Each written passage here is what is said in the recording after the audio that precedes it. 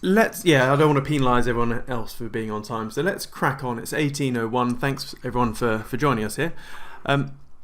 So this is what I hope to be one out of three Twitter or X Spaces about Kaspa, and my sort of I wouldn't say a pipe dream, but my intention here is to seek out two sort of long-term investors in Kaspa, those that have been in the project for a fair while and are quite knowledgeable in it. So we found Jim, who's been in for a long time, and Wolfie, I think he was originally doing OTC trades before it was even on exchanges. So I think we've got two good guests here today, and I want to have a very nice, balanced chat and debate about stuff, because it's very easy to go full shill mode, pump your bags, etc. So I'll probably and because I am quite biased, I guess, and I'm quite bullish on the project, I think I'm going to spend more time asking and trying to explore the cons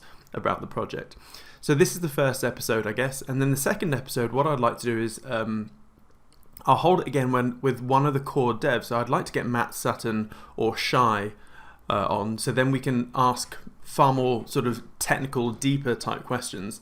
And then my long shot is for the third one, hopefully we get the big man Jonathan Nakamoto. So okay, without further ado, let's do this. So Jim, who are you? Why are you here? How long have you been in Kaspa? Just tell us a bit about yourself. And by the way, with all I've got a lot of questions asked today. So if we can keep answers relatively short, 30, 1 to 2 minutes an answer, that would be great.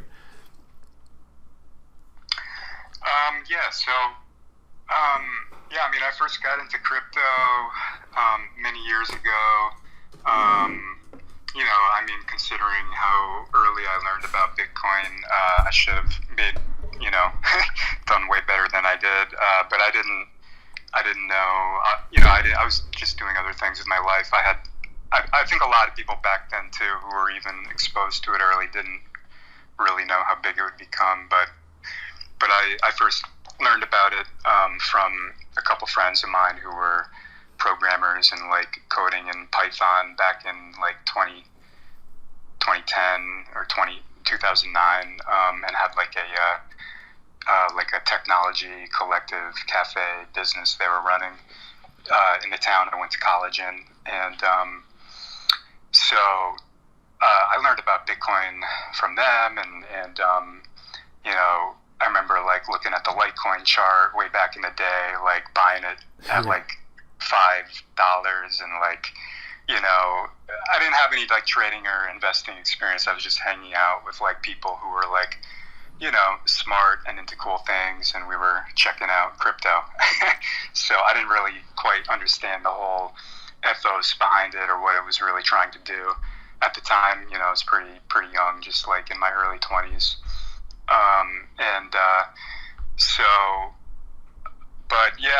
I watched it all kind of unfold over the years, and I bought a couple of Bitcoin probably in 2014, and honestly, I don't even remember what I did with them. I don't remember if I made money or lost money. I probably sold them for a little bit of profit, when it was up, and I was like, oh, cool, But I remember buying them for $500 a coin back in 2014. So obviously, I've seen multiple cycles happen, just kind of while living my life normally without being super focused on crypto over the years. I saw it all unfold. The 2017 cycle was the one where I kind of more invested a little more heavily, and bought Ethereum by my friend's recommendation, who originally introduced me to crypto, and rode that up to the cycle peak basically, and just again didn't have the trading experience. I was doing other things with my life, and I was like, holy crap, man, made some good money here. And then I just started FOMOing into the peaks of other coins that were peaking that December and January. I think we've all done that. Just chasing the euphoria, not knowing any better, not having any concept in my head of what it looked like when you had a blow off top. shop. I just didn't have the experience, right? It was my first time having like substantial money in it, and like being like, holy crap, and just trying to chase that high, you know. And so I ended up like losing it all. And then so I wrote the whole bear market down that after the 2017, 2018 peak. And, you know, I was watching it in the bear market because I was like, damn, like I just went through all those emotions of like making a ton of money and then losing it all. So I was like watching it, you know, like and just being like, you know, I saw Bitcoin do the COVID crash. I saw like XRP just like look like it was totally full on like capitulated. And then everything just like coin popped back up, and I was like, man, I wonder if the market's bottomed. And like, you know, a lot of people would just walk away after that sort of experience, like just making a lot and losing it all. But I was like, I just went in harder this time. I just went in harder, and so the next cycle was successful for me because I learned from that experience of like making it and then losing it. This time I took profit when Bitcoin was like around 50,000.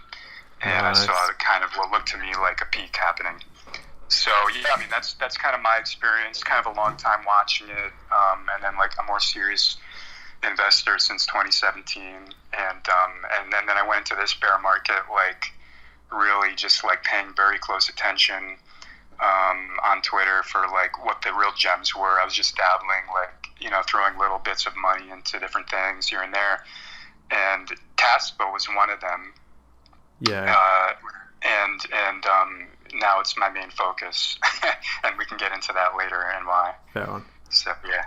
Okay, nice one. And Wolfie, hey buddy, how's it going? Hey man, sorry I was late. I was sidetracked on another call, but yeah, thanks for inviting me. Everything's cool. It's Friday over here in Cat America, and everybody's heading for the barbecue store to grab some steak this afternoon. So yeah, we got a 3-day weekend coming up, but everything's going great. Sweet. Yeah, the bit you missed, we just I've got a massive list of questions I want to ask today.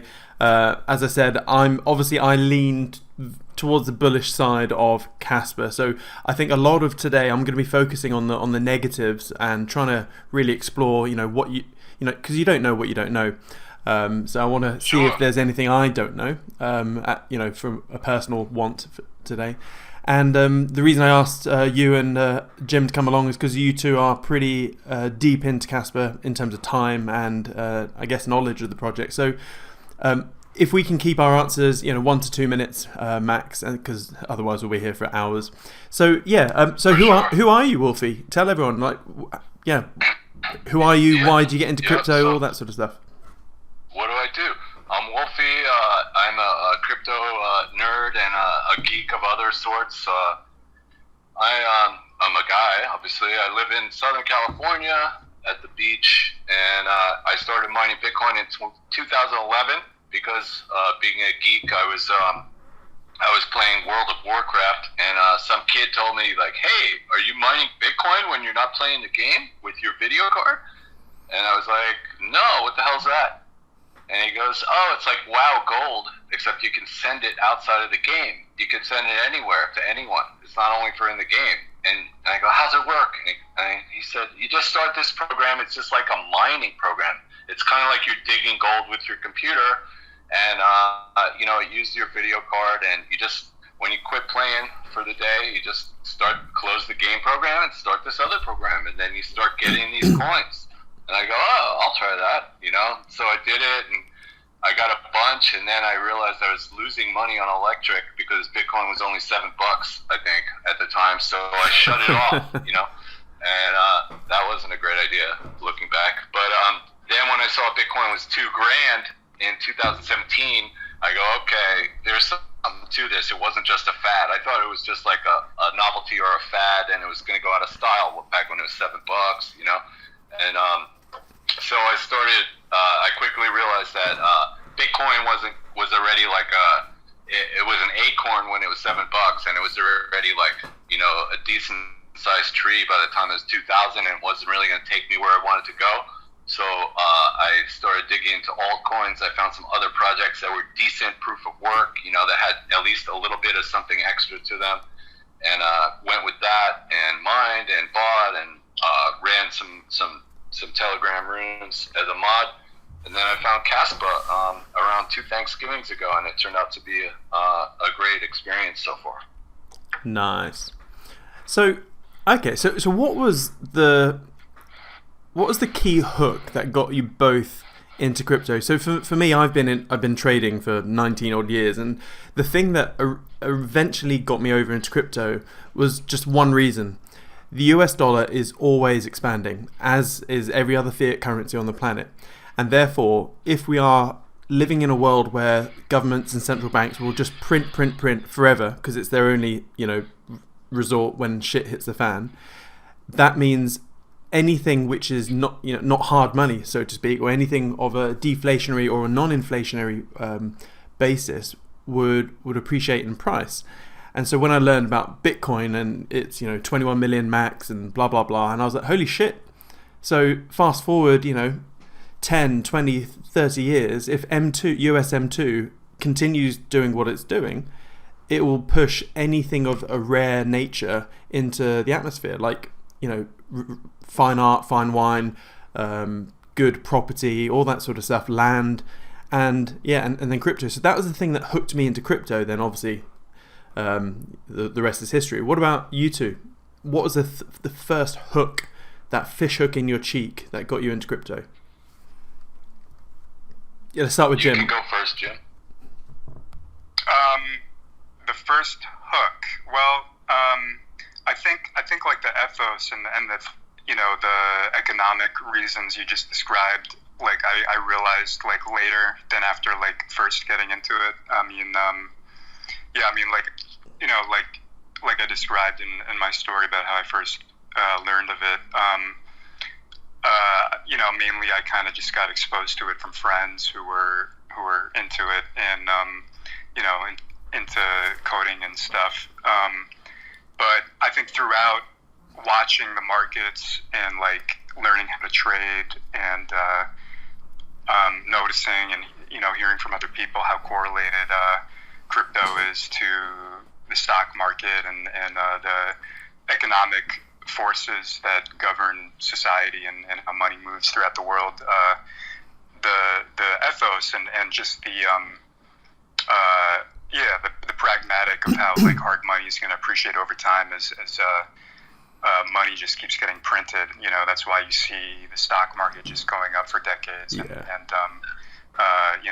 gold and stuff. Although gold, I think is going to be, it's probably going to do okay over the long term. But I think the newer generations growing up are gravitating towards digital assets. Yeah. And they also just have a lot more practical reasons to use them, like just, being able to hold money, in 12 words inside your head and move to another country and not have to worry about moving a truckload of gold if you had a truckload of gold or whatever, or being able to settle transactions in that way just very quickly.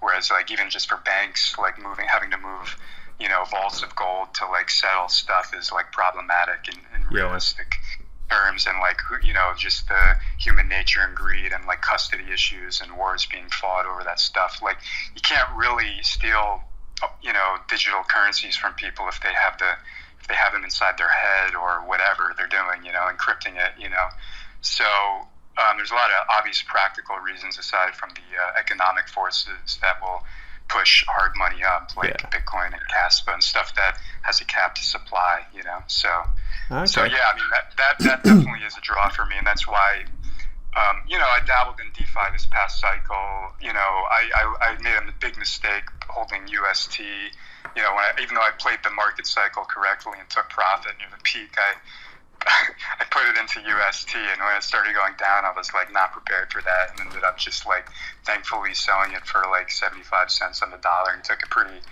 decent loss. But I feel for everyone who like wrote it down all the way. I just took what I could get and just got out. So 25% is kind of a normal crypto loss, and even though I wasn't expecting that, I took it. But, okay. What about you, Wolfie? What was your first crypto hook? I know you said you got into the whole, from the mining and that you could send stuff peer to peer, but what was that? Was that your main hook? Well, I saw the appreciation in the price, and that was obviously very exciting. That it grows over time. That was super cool. And then my background, just not to go too deep, but I'm a New Yorker by blood, and so I grew up some street, and like on the street, what you have is in your pockets, and you're protecting and looking around in the alley or whatever, and like all you have is on you, and you're the boss of what goes down. You know what I mean? You're responsible for yourself and protecting what you have in your pockets. Nice. So that feeling that I could kind of do that with myself in the world of assets and wealth was really exciting. That I didn't have to leave it in a stock brokerage. I had terrible experiences with trying to pick stocks. A yo-yo, I believe, like forward-looking statements, and I put in $5,000 like in 2000, and it turned to zero on a penny stock, and then I tried it again with Walmart. I put in $75 to Walmart, and like it went to 76, then it went to 72, and then it went to 77, and then it went to 71, then it went to 74. And that's over like 3 years. And I was like, the hell am I doing this for? So, you know what I mean? Like, this is retarded. It's fucking staying the same. It's not exciting. Yeah. I mean, I'm a recovered addict and alcoholic, so I need stuff to be on full blast just to feel like I'm normal. Everything has to be overboard. It has to be like 25x adrenaline. Everything. It has to be like, I gotta be like wakened out of bed for it to just feel normal. You know what I mean? So crypto was a perfect match for me. Nice.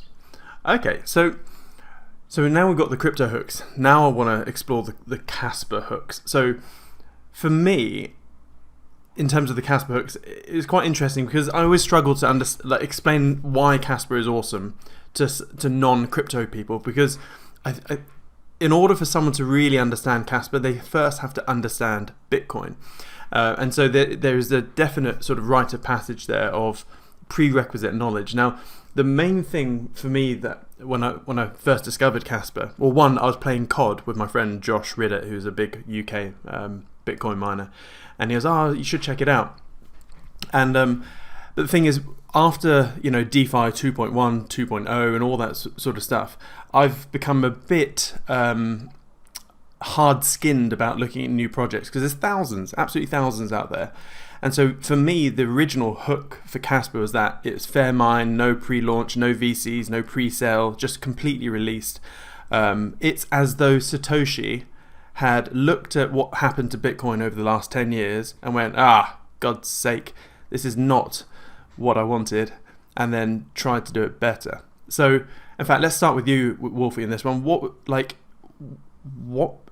attracted you to Kaspa in the first place? What was the Kaspa hook? Sure. Well, I mean, there's multiples, but I'll try to cover them real quick. So the first thing I saw, I had a mining buddy that I met on other mining projects named Jimbo, who's a mod in our Telegram main chat, and he would scour Bitcoin talks, announcements, and look for new interesting stuff. So he found Kaspa, and he sent me that the kgi.kaspad.net, and I saw that great block bag structure going by the live network, and I saw like more than one at a time. And for me, like just the ability, technology starts as one at a time, and they perfect one at a time. Like just the engine, think of like the internal combustion engine. It started like 140 years ago or something. They had a one-cylinder engine. Then once they got that thing perfect in 5 or 10 or 20 years, then they were like, let's have a like 2-cylinder engine, and they made the 2, like a V-twin or something. Then they made a 4 and a 6 and an 8 and a V12. So everything else is like one block at a time. And so I saw these more than one block at a time, and I'm like, that's the next thing. It has to be the next thing.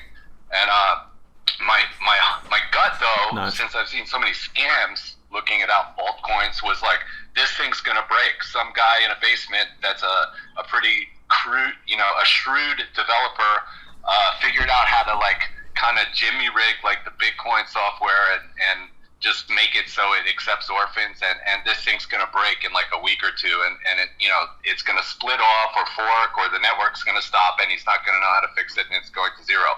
And then Jimbo's like, the guy's pretty sharp. He's from Harvard. And I go, that's interesting. And then the next thing Jimbo tells me is, the guy's also supposedly in the Ethereum white paper somewhere. And then I go, wait a minute, if anyone could make something like this work, it would be that guy. You know what I mean? so I kept paying attention and I started mining, you know? Yeah, so that's it. Nice. Yeah, Jonathan was a big pull for me as well. What about you, Jim? What was your first Kaspa hook? Yeah, I mean, for me, it was kind of like getting involved with DeFi this past cycle and realizing, and just, you know, just noticing all of the ways you can lose money in crypto and kind of connecting the dots and realizing a lot of it's because of them. These projects have like VCs with massive like, you know, ICO allocations or like a lot of tokens like going to, you know, fund, you know, like foundations for development and all this stuff, and noticing that all of these projects seem to like perform poorly. So, you know, when I first discovered Kaspa this past bear market, when I was scouting out new projects, it immediately jumped out to me because it was fair launched proof of work, and then also considering like Bitcoin has the green light in terms of regulatory clarity, Kaspa kind of fitting that same paradigm of fair launch proof of work was like, all right, I'm going to look a little harder at this one because, you know, there was a lot of uncertainty as far as regulations. I still don't know exactly what's going on with the Ripple and SEC thing. Seems like maybe it's okay, maybe not. But we'll see. But anyway, yeah, Kaspa jumped out at me for that reason. And that's really what first got me into it. And so I looked a little deeper, and I did buy more of it than I did everything else just for that reason alone. Cool. And what price did you first buy in at, roughly? I first got into it at like 0.005 when it did this like limp penis. Yeah. I call it the schlong. What's that? You call it the what? I call it the schlong pattern. Yeah. I mean, it's funny. When it does that, usually crypto pumps after that. So. Nice. And what about you, Wolfie? I hear that you were doing all sorts of OTC stuff before it was even on an exchange. Is that true? Correct. Yeah. So you were there for price discovery then. Jeez. Yeah. Oh, go ahead. You were there for original price discovery then. Correct. Yeah. So in the super beginning, I found out about it. Jimbo told me in November 2021, right around Thanksgiving Day here in America. So so I started mining first, you know, and then the OTC trading was just a channel on Discord, and the price would fluctuate between, you know, it was generally around $200 for a million coins. It would rise up to $400 for a million, and then it would come back down to $160 or $180 for a million, and then it would just range between around $200 and $400 for a million coins. Then one day it went to 500. Everyone said it's going back to 200, and it only went to 400. Then it went to 600, and something like that. And finally, it cracked $1,000 for a million, and we thought that was really a big deal. Holy shit! Now it's 33 grand for a million. Yeah, and that's low. Everyone thinks it's going to zero because it's only 33 grand. Amazing. So, okay, let's now get into the nitty gritty of this all.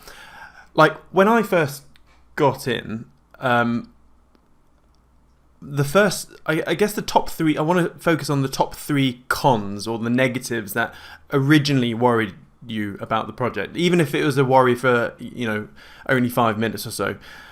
For me, I struggled to name three cons, but I think the first one is that I predicted that ASICs would come in and absolutely blow the hash rate, you know, right to the moon, and therefore difficulty would come in, and then obviously, you know, the whole ASIC FUD, so to speak. That was my main concern. Jim, what about your top three original concerns? Yeah, I think the first thing was that I heard like FUD about was maybe even before the A6 thing was that all the coins were going to be in circulation like pretty quickly compared to Bitcoin, like in 2037 or whatever it is. Yeah. Which is a very rapid release schedule. Yeah. And it's interesting because all the FUD I heard made me research it more. And when I researched it, I was like, damn, like this thing is good. Like, and then it became my main mission to like just buy it at any good opportunity. And I've been doing that since 0.005. So, but yeah, once I realized why they did it, I mean, do you want me to go into that or should we save that for later? Just talking about FUD. Yeah, let's save that because I've got some questions about that. Yeah, no. Yeah. Wolfie, what what was your main concern? Okay. Sure. Yeah. So my main thing, since I started a lot earlier, my only fear for Kaspa was that the world would be too stupid to realize how great it was, especially since we had no marketing budget, and it was really word of mouth and organic growth.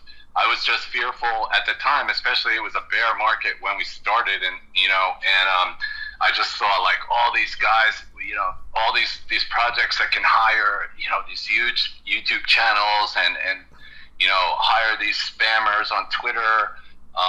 We're competing against people with real means to get the word out, and most retail people are not technical, and if they just can't see the magnificence of this creation and realize when they're looking at that block dag live, like what actually that means, then we could just kind of fizzle out and just go kind of stay kind of flat-ish, $200, $400, $500, and like it just stays on little teeny never heard of it exchanges and it doesn't catch on. That was my only fear for Kaspa ever. Nice. And from what you've seen online so far, what are the biggest sort of negatives or mind obstacles that you see people still stuck on? Like, what are the current hurdles that you see people are worried about at the moment? Well, there's a famous Fudster guy talking about the missing ledger history, not ledger. The block history. Yeah, the old history, the data directory things, which is being reconstructed, and the significance. It's already proven in software and mathematically that there's nothing fishy going on. It's absolutely ridiculous to even think that a guy like Jonathan, who's, if you've ever seen his dad, if you think Jonathan looks good on paper, you should see his dad. Like what he specializes in, I've never met anybody who even knows what it means. But it's like brain, math, chemistry, neural network, like unbelievable. Like to think that guy's gonna have a son who also goes to Harvard, that they don't even make degrees anymore because he has them all already. There's nothing left to get, a piece of paper with the name of a new thing, because he has them already. He's a postdoctorate at Harvard researching, that guy's going to speed mine for, 9 days and then rearrange the thing and have a ghost Genesis block that points back to a fake place in space-time. Like, come on, bro.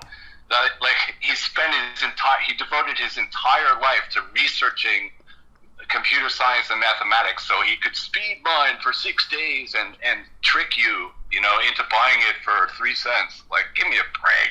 It's preposterous. So, I mean, that's just one. That's about the only one I really know. Okay. And GPU miners that are butthurt because ASICs monopolize the game now. But they weren't complaining when GPU miners were complaining that. I mean, CPU miners were complaining that GPUs took the game away from them. It's just natural progression of the jungle, so there's nothing you can really do about that. Plus, we need the ASICs for security. So, it's natural evolution, exactly. I guess. What about you, Jim? What do you think, from what you've seen, what are the biggest mind obstacles that you see people stuck on at the moment?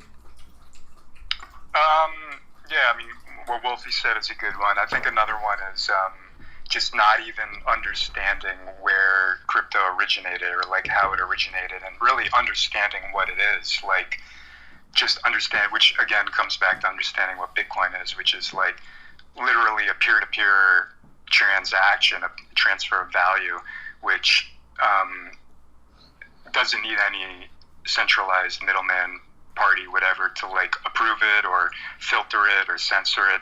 And that's really what it is, right? So a lot of people, I think, are in the space to simply maybe find even like companies, like tech companies and startups to invest in. And, like you look at Chainlink, or you look at, I don't know, whatever, like companies are like trying to create some sort of innovative product. I mean, Kaspa and Bitcoin are like separate from all of those. They're like just the like core, they're like the like pristine aesthetic of like peer-to-peer transactions, and Kaspa builds upon what Bitcoin created in that sense. So you can't really compare these two things to like Chainlink or whatever company of the day is trying to create some product to Ripple to catch on that the banks are going to use or whatever. You like Bitcoin is like anti-bank, right? And Kaspa too, in a way. It's like trying to be like a decentralized economy. So I think people grapple with that concept, and that's a big hindering, because that's what allowed Bitcoin to like take root and like see adoption in the beginning. Now a lot of like speculative like companies are like coming into this space trying to create some innovative product for like banks or like PayPal or whatever. So that's a difference between what Bitcoin and Kaspa are compared to everything else. Okay. Yeah, one of the I guess the mind hurdles I see people still stuck on are the fact that we still don't have a major listing and that there are no smart contracts yet.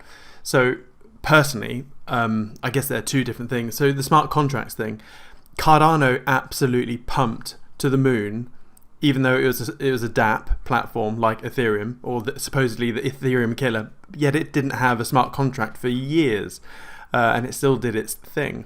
And the fact that we haven't launched with a smart contract capability yet, I think personally I see that as a bullish thing, that we need to get the tech right, we need to get Dagnite all set up, and I guess we're building a firm foundation before we then sort of go towards smart contracts. And the major listing issue personally, I'm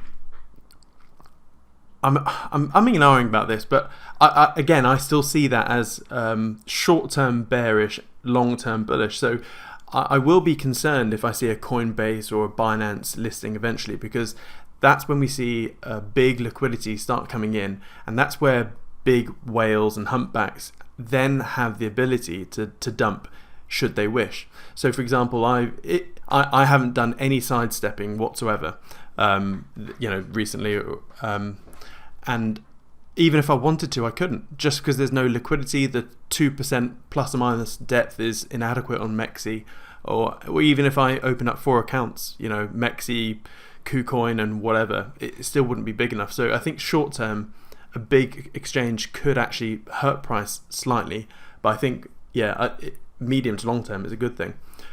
Wolfie, what are your thoughts on the smart contract and major listing issue?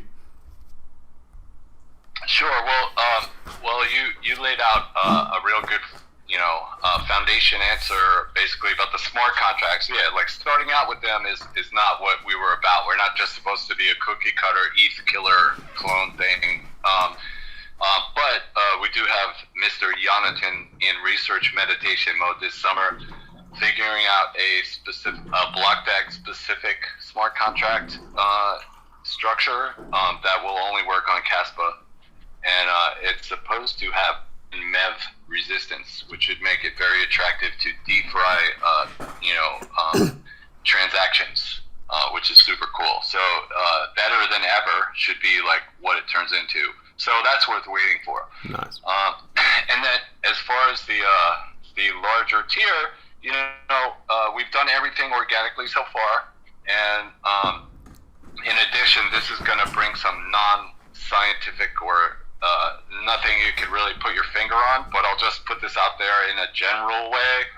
like you guys know that there's a sentence or a phrase, a passage from, I think it's the Old Testament, that's inscribed on the Genesis block of Kaspa, and it describes about gold and silver. Do what you will with the extra gold and silver according to the will of your God. So the guys from the project are, the core guys, a lot of them are highly religious, and overall we've been on a really good path, and sometimes it seems that things are arranged better than we could have planned for ourselves. Just the timeline of things, like Lolly Deep from LOL Miner. He released the Miner just at the right time. This is two springs ago. Like there's just been a number of things that just fall into place without us trying. So even if you just want to call it karma, fate, destiny, or God's will, or the universe realizing that Kaspa should be successful, whatever it is, it just seems like something else is helping along. Aside from the hard work and the fantastic creation itself. So with that in mind, I think for the next logical steps to appear, the next rung to appear on the ladder up, exchange-wise, I think they'll just keep appearing when they're supposed to, and I think it'll be perfect timing. Yeah, just like the perfect timing with Shai and Matt Sutton about the 10 BPS coming soon in a couple of weeks. Exactly. Yeah, Jim, what are your thoughts about smart contracts as a negative, as in no smart contracts as a negative, and also no major listings? The smart contract thing is maybe an added bonus later on, but from what I understand is really just increasing the block speed is the first thing to do, because it just allows more scalability later on. If with smart contracts comes increased usage, obviously, right? Because people are getting them using different DeFi apps, and so that's when the transactions per second really becomes important, and that's why a lot of chains go slow, because they can't handle that. Already it's the fastest proof of work. When 10 blocks per second launches, obviously it's going to be even better to handle DeFi and so on with every increase. And I've heard Jonathan say multiple times, ideally he wants to do 100 blocks per second, which is 100x from the current speed, which is pretty crazy, and it's already instant, right? So that can come later.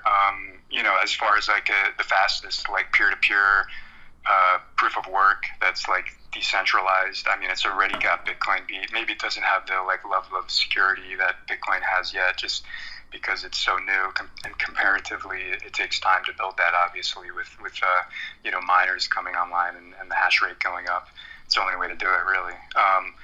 But as far as the just fundamentals otherwise go, I don't, it's got the speed, and it's got the whole proof of work thing going for it. So the smart contracts will come later, and that'll be fine. But yeah, right now it's not a priority, I don't think. And then, as far as the listings go, I posted this actually earlier in the day, kind of interesting, because sometimes, I'm sure everybody's noticed, you'll see a project launch, and day one they're in the top 20 or the top 10, right? I see internet suspicious as fuck, yeah. Right? It's ridiculous. And why is that when you see a project launch and it's on every big exchange? It's because they paid them a ton of the tokens that you're buying. So you're what happened to ICP when it launched in the top 10? Down only. It was also near the cycle peak, but even still, you see a coin that launches high market cap in the beginning, it's because it had VCs, and it's just going to dump, and you're going to get wrecked. It's just, it takes a little time to realize this, right? But this is why a lot of people get into crypto and they get hurt, So Kaspa is the exact opposite. It's doing it literally from the ground up. It's like starting a business without any debt, without anyone to hanging over them. It's just doing it the right way, it's smart, and that's why the chart looks so healthy, So people calling for like 1 cent or whatever. It's just kind of like, I mean, do you understand?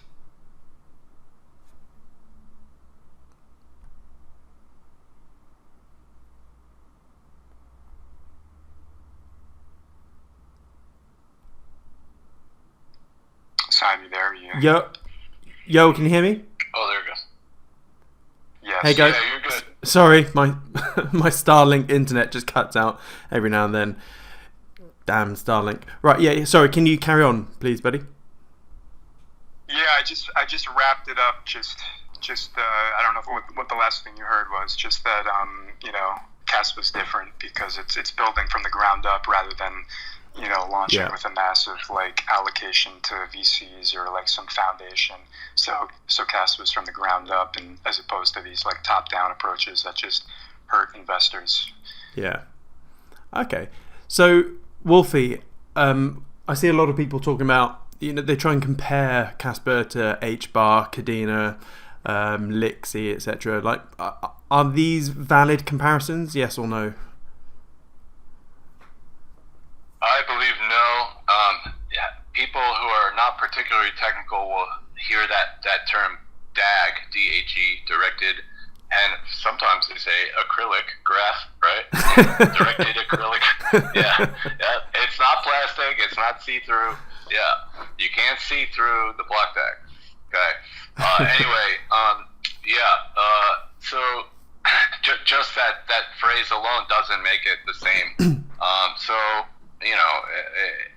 We have our blocks arranged in a directed acyclic graph, so it's different. Those guys have single transaction blocks, so it's really just the transactions are arranged in a database that's a DAG or something. I don't know, but it's not the same thing. Nobody does what we do, and no, yes, no. What about you, Jim? What are your thoughts on those comparisons? Yeah, I guess what Wolfie said, and also, Kadena had like an ICO, I believe, of like 25 cents and 75 cents. So, I think Cash Graph, if that's what you asked, has like a foundation holding a bunch of tokens or coins or whatever. So again, also different in that, and just their launch and how So I mean, Kaspa doing with cutting edge tech and the fair launch is like pretty unique because I mean, if you have like a super amazing product, like you could get massive funding if you wanted it. Just like the way that Kaspa launched, it says a lot about Jonathan's character, that he wanted to really make it a community project. And when you watch interviews with him, he speaks to that, like that it's the only way to do this, because he's into the whole ethos of Bitcoin. If you listen to him, he's all about how Bitcoin started and all that stuff. So also an interesting snippet I caught on a Lex Friedman interview with Nick Carter, who's like a Bitcoin influencer. Yeah, he spoke about like the only way a potential rival to Bitcoin could rise up would be if they launched it in a like super unique way that is as fair as Bitcoin, with superior technology. And I feel that Kaspa checks those two boxes, which is pretty interesting. And if you think about it, it makes sense, like, because greed will corrupt a lot of things, and really like Bitcoin was launched in a way that like kind of like I mean I guess Satoshi, some people say he owns a lot of Bitcoin, but he hasn't moved it yet, so who knows what happened with that. So yeah, I mean, it's interesting, like Kaspa checks those boxes, which is a bonus. Yeah. And also regarding so Wolfie was talking about the DAGs, his spot on there that all the other directed acyclic graphs, they are of transactions laid out in a hash graph type manner, whereas Kaspa, we have block DAGs. So we have whole entire blocks that are in a hash graph type, not a hash graph, a DAG way, and in each block you can have a whole bunch of different transactions. And not just that, because of how Ghost DAG works, it's not It's not like the longest line that oh god, I find it hard to explain, but it's not the longest line which takes precedence. It's the heaviest subtree. So yeah, and it does all of that. So we have crazy scaling eventually, but without the security issues. And all the other DAGs that I've seen, they're all proof of stake based DAGs, whereas this is a proof of work one. And personally, the more research and more digging into the tech aspect of it, the only way that you can truly solve the trilemma is doing a DAG on the with proof of work. So let's bring it back to Wolfie in this one. What do you think is stopping someone just forking KAS and copying it as best as they can and going hell for leather with that fork? Well, the best explanation is sometimes the simplest. Is that they don't have someone smarter than Jonathan and Michael Sutton and Shai to make it into something better than what Kaspa already is. So, if even to have someone half as competent in all the even to have developers half as competent or 3/4 as competent, just as some rough estimation, just to fork it would be probably moderately difficult. And just to get the network running, then you have to maintain it. So just maintaining it without any changes, that would take a lot of work, and you'd really have to understand what's going on, I would imagine. And then to actually make it better, to make it into something else that's better or does tricks that the real Kaspa can't do, that would be a stretch. I mean, where are you going to find the guy, and who's going to pay him? You know what I mean? Yeah. Jonathan is the man, period. Right now, he's who's more qualified to make Kaspa, to make a clone that's going to do better tricks than what we already have. It could appear, or it might have to be aliens. Like, seriously, who knows? But nobody's stepping up right yet to do it. You know what I mean? So it's not a particular concern. At some point, there will be forks, and like they say, imitation is the highest form of flattery. Look at Ethereum. There's 20 or 50 or 100 clones out there. It didn't hurt Ethereum at all. So it's nothing to really be scared of anyway. Yeah. What are your thoughts, Jim, on the forking issue? Yeah, I mean, from what I understand, like it's a super high level of coding that went into Kaspa and is continuing to go into Kaspa. Hey, Wolfie, you want to mute the mic? Here's some. Sorry, yeah, I was scrubbing something over here. Had some dirt on the side of my desk. I'm pacing and I saw some dust. We heard that, yeah. But from what I understand, a super high level of coding has gone into it and continues to go into it. So it's like, you can copy and paste something, but you could like copy and paste like Ernest Hemingway novel or whatever, or like a Beatles song, right? But are people gonna like prefer that over the original one?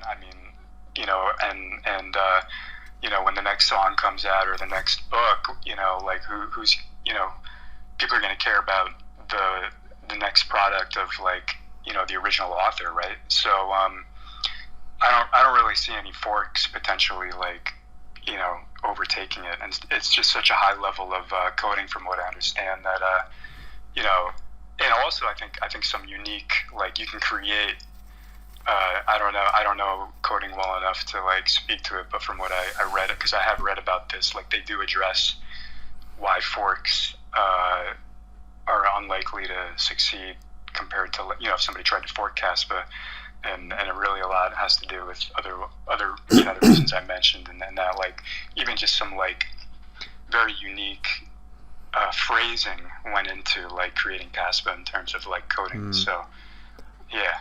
Okay. I want to stay on this forking issue for a bit, because personally this is one of my big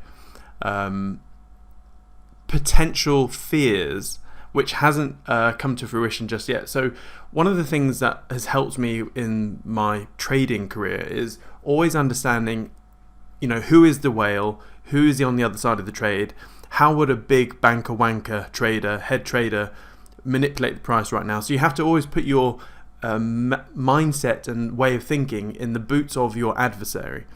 And so if I was an adversarial competitor that wanted to just scam people, let's just take some scammy bastard like Richard Hart or Justin Sun. In my opinion, they're like the leeches of the crypto world. So let's say I was someone like that. I had lots of resources and I wanted to ride this hype wave of block dags and stuff like that. How would I go about it? So I was thinking, okay, what I would do is I would, obviously I've got the money, so, assuming I'm this person, I'd go and find some capable coders that are, happy that they can maintain a forked version of Kaspa.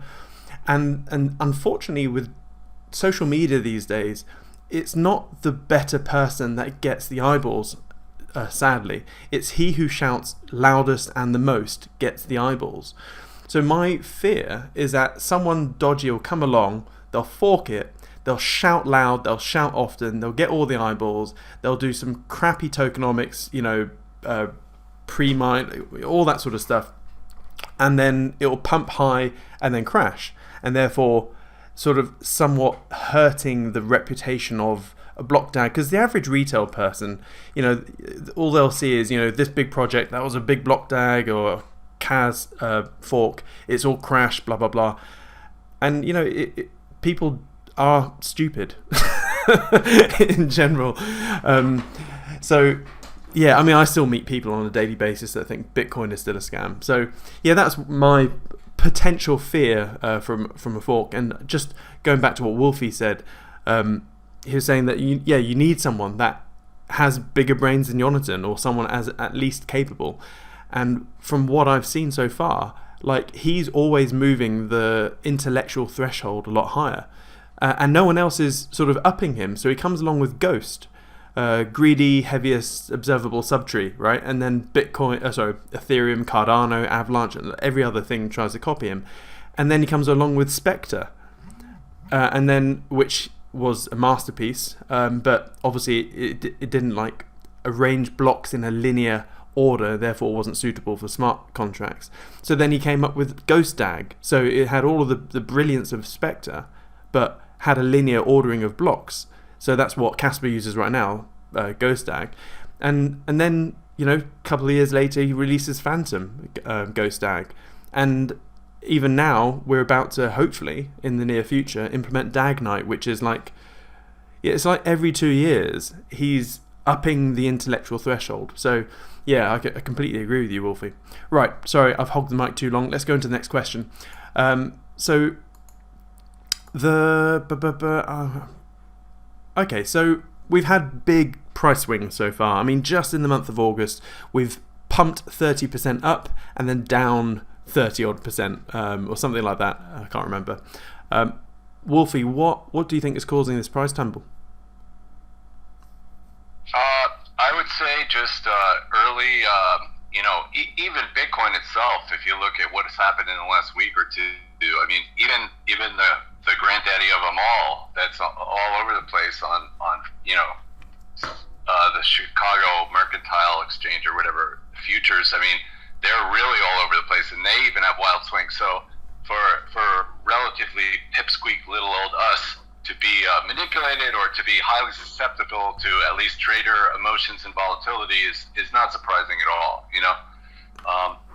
So other than that, that's about the only thing that I would say, that I wouldn't expect it to be, I don't feel that it's unusual at all to have plus or minus 30% or even 50 or 100% in anything crypto is not unusual. So to me, it's just like normal. Yeah. And as long as we're growing over time in adoption and hash rate and social media, and I'm sure that the market will follow over time. Nice. What about you, Jim? What are your thoughts on price action right now? Like Wolfie said, I mean, if you look at the Bitcoin chart, it's been pretty much going down for like 2 months. or sideways at the very least. So, and yeah, it's at like a 2-month low right now, basically. So I think that's bleeding over into the rest of the crypto market for one thing. And then, yeah, I mean, also, I'm sure a lot of people are trying to get better prices on it. So they're probably waiting till they feel safer to put some money in. But yeah, I mean, which is all pretty normal, and doesn't change any of the fundamentals, and obviously the hash rate's going parabolic regardless. So yeah, I mean, it's all pretty normal. Okay, so bit of a different type of question, something which I ask myself in anything. So if there's ever a time where I get sort of 90% confident or bullish on something, a question I like to ask myself is, what needs to happen to change my mind, complete 180 in that thing? So sit with you for the moment, Jim. What needs to happen, or what data would you need to see for you to completely drop Kaspa and sell all of it and not touch it again? What would I need to see? I mean, yeah, I mean, it's a tough one. I mean, maybe if something came out about the core devs that, they were scammers or something, or like there was something like funky going on. I think that's obviously why, some people try to FUD Kaspa in that department, because that, to attack certain people. But if anything like legitimate came out, maybe that could break my confidence in the project. As of now, everything seems pretty on the up and up. I like that Jonathan isn't even really barely active on Twitter, like posts maybe like once a month or every couple months or something. I actually liked that when I noticed that. I was like, this dude's like never on Twitter, which is kind of cool actually. He's obviously busy with other things more important. So I think that would be a big thing if I saw some like red flag in that department. Yeah. What about you, Wolfie? What would need to happen for you to change your mind? Well, yeah, Jim's on the right category, or the right, the focus is on the same place as me, except it wouldn't be so much them. I know they're not scammers, and I have personal relationships with them that's built up over the year and a half that I've been working with them. So I know they're fantastic, real people, and very good natured and honest and fair. However, but it does hinge on the team. If the team somehow was taken out of the equation, unable for any reason to continue the development of it, then that not that I would drop it, because in its current state, it's still better than anything else out there, really, in my opinion. I mean, nothing does 1 block per second that's mineable and is amazing like it is. But it's not like I would dump all my bags, because in the bull run it should still do great just how it is right now. But I would be seriously, heavily disappointed if for any reason they were unable to continue the roadmap. That would really, it would hurt my little whatever I have left. I don't know if it's a heart, a soul, whatever it is. Yeah. Crop something in there, and it would hurt. Yeah. Nice. So that's it. Yeah, just those guys not being able to participate. Yeah, I agree with you too. For me, a prime example of that is I got into Wonderland time pretty early, back in the whole rebasing DAO sort of bonanza, and when Sifu was outed as a convict, I was like, right, I'm out. But it wasn't just that. The treasurer was an ex-convict or a current convict or whatever. For me, it was the thought and decision making from Danny Siestagali, the founder of Wonderland, because when I found out that he knew about it a good month or so beforehand, and he didn't just boot him out straight away or tell the community, he tried to keep it quiet, and for me that was big red flag decision making process. And for someone that had $1 billion treasury, I was like, I'm out. So yeah, for me, I'm with you guys. If the team were Siam, that's actually how I found you, I believe. Like initially, I think because I got into the DeFi thing a little bit this past cycle, just as like a new thing, right? Because it was kind of like the first cycle where it really like was a thing. Yeah. And Wonderland was one of the ones that I was like into a little bit also. But yeah, I mean, you look at Danny Sesta, and I don't know. Looking back on that, it's kind of like cringe. The whole Frog Nation thing, like what a gimmick, man. Like that whole thing was kind of. I don't know, man. What were we even thinking, really? I mean, that's also why all these things kind of have informed my current view. You live and learn. You get sucked into things, but like, Bitcoin is the OG, and like, Kaspa's to me pretty great because it kind of just very simple aesthetic, no real cheap thrills of like, yield or DeFi anything really. Like it's just pretty cut and dry. Even as it is, as Wolfie said, it's still better than like, a lot of other things out there. It's just got a much more pure aesthetic, with and the founder is just super like, you can see he holds himself up in like he like to high standards just in how he talks and conducts himself without any real like, cheap, engagement on Twitter. Yeah. Okay. So we've been, so when I say we, the collective royal we of Kaspa, we've been oscillating around sort of 50th biggest market cap in the world for a while now. And obviously we have the whole contentious issue of Coin market cap refusing to list it properly because it's Binance owned, and Binance doesn't like it because Kaspa has very loose, tenuous links to Coinbase. So I think it's quite petty there. But why do you guys think that we haven't had a major SEX, as in centralized exchange, list us yet?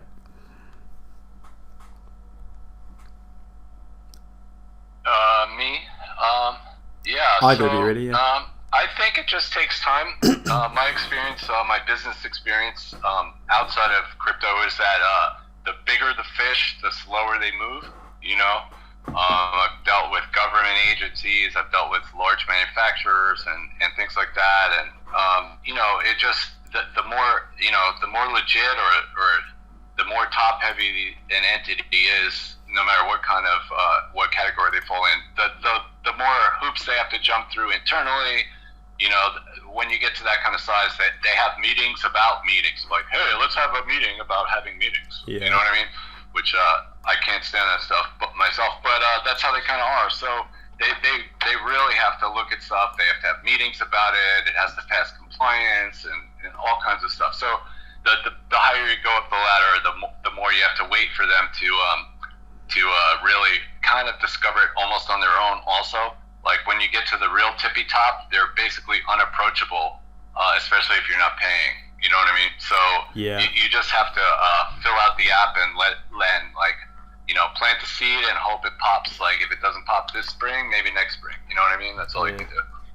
I just find it interesting because Mexi are just hoovering up on all of the transaction fees at the moment.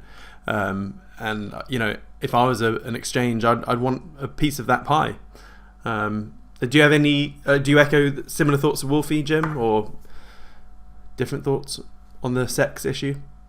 Yeah. I mean, I think a lot of it too is that since Kaspa was community launched and they don't have funding to essentially pay for these listings, really, like the amount that they would normally charge a project. It means that they have to list it more or less, either at a reduced rate or on their own free will, which some are just straight up doing it, it seems like. I mean, Wolfie would know because he's the listings guy. But so it just means that if they're going to choose to like take on that expense, which is basically like investing their own money into something, it'll mean that they need to do their research and cross their T's and dot their I's and all that stuff before they do it. It also means obviously that to have the liquidity for traders, they need to provide that on their own, which is gonna, if they want to have enough liquidity to be serious, like on Coinbase or Binance, they need to literally buy that off the market, So, I mean, I know from a friend too who works for NewsCypher, which is like a cryptographic project, actually the one who got me into crypto in the first place. those two guys from back then are like working for New Cipher now. Yeah, I mean, they got on Coinbase, like, and I was like, how'd you get on Coinbase? Like, it was like pretty easy. We just, like, they asked us to give them a bunch of tokens, for their, like, free rewards thing where you answer questions and, like, they pay people on the Coinbase app, like, that token, That's how they got on there. They just gave them a bunch of coins, and they're like, it was easy. But obviously, Kaspa doesn't have that ability, right? Because there's no pre-mine, there's no coins, for that reason. So to get listed, they have to literally do it on their own, or charge a reduced rate that the like community can raise the funds for. So it's a totally different thing. But like I said earlier, that means that it grows much more organically. So fair one. And so this is a bit of a change. What on earth happened with that tier 1 listing? Because from I guess a user perspective, we heard, hey, we rallied, was it $50,000 or $30,000 to get this tier 1 listing, and then basically bugger all happened other than Bybit launched their perp derivatives and whatnot. I mean, I guess from a constructive feedback issue, a tier 1 listing is literally just Coinbase and Binance. Everything else, and maybe Bybit, and everything else will be tier 2 onwards. But I mean, what happened with that? Was that Bybit listing, the perp, was that the tier 1 thing? Okay, so first of all, somebody else used the phrase maybe tier 1, or not somebody else, like not, in other words, not me, but it was still from probably Kaspa Twitter or something. But anyway, so tier 1 is not like clearly defined. You can't go to like the U.S. legal definition of a tier 1 crypto exchange and see the list, But generally speaking, top 10, top 5 on market cap. I think we did say top 5, and there were screenshots going around with clearly top 5, and the one that we paid for is in the screenshot. What was it? So anyway. Yeah, it's in the screenshot. So if you go back to when we collected the money and look for the screenshot, and it said top 5, and the one that we paid for is in that screenshot. Okay. So has it launched yet? What was the exchange? So it's not live yet. Okay? Ah, I see. But okay. Keep your peepers out next week. Okay. Yeah. So basically, Kaspa, when we say it has multiple breakthrough technologies, like everyone knows block DAG, more than one block at a time. Like that's what everyone thinks is the only thing about it. But there's many other things that are breakthrough technologies to make the block DAG work on that screen that you see at kgi.kaspad.net. Like the pruning mechanism and IBD and there's just a lot to it, and figuring how to figure out if a transaction is valid. Like when you send 10,000 Kaspa to an exchange, they want to make sure they got the fucking money before they let you trade it and then withdraw Bitcoin or USDT or whatever, And the way we do it, because we have more than one block at a time, and even though it's ordered linear, the same transaction can appear in 2 different blocks or 3 different blocks, and they want to know if I spend the one from this block and then they don't spend the one in the other block and it's the same transaction, how do I know? Like the TLDR is, don't worry, it's fucking genius technology from Israel that took 10 years to make, and they're not losing anybody's money in the block DAG. It's perfect, and there's a way to do it. But it takes weeks to be able to figure out how to do it. Even the top developers from top 10 exchanges take weeks and weeks to do it. Okay, so we raised the money, we made the deal, and by the way, there's no industry standard, roadmap or SOP, standard operating procedure for an onboarding and a listing. It's kind of like hashed out in a back alley room in Telegram, and they had like the listing director and this guy and the market maker guy, and I had my integration developers, and I had marketing, and we're hashing it out. And when should we do the announcement, or should we do an announcement, or we'll raise the money, and what can we say? Can we say it's tier 1? Can we say it's top 5? Can we say top this, top that. Like, how am I going to get my community to put in $30,000 if they don't know what it's going for? But they also usually, sometimes, like with Bitpanda checked with their compliance department. So that's an example of jumping through hoops. But, Bitpanda, I said, ask Bitpanda, I can get $5,000 out of the community for Bitpanda, but they have to know it's going to Bitpanda. It can't be for like a question mark thing, So they checked and they were fine with it using their name, but most places are not,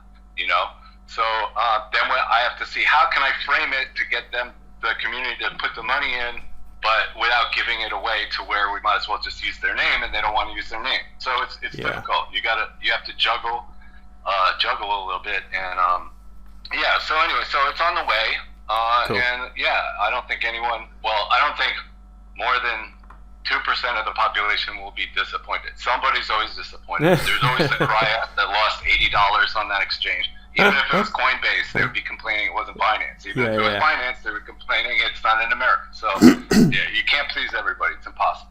Fair one. And is there still a functionality to do OTC at all?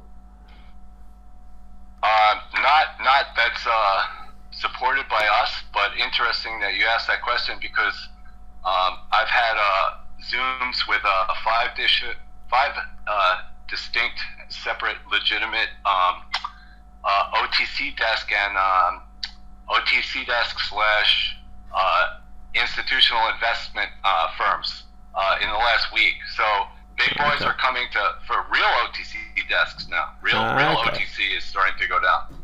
So not just little rats like me and you guys in the back streets of Discord just hashing it out for $200 for $1 million coins.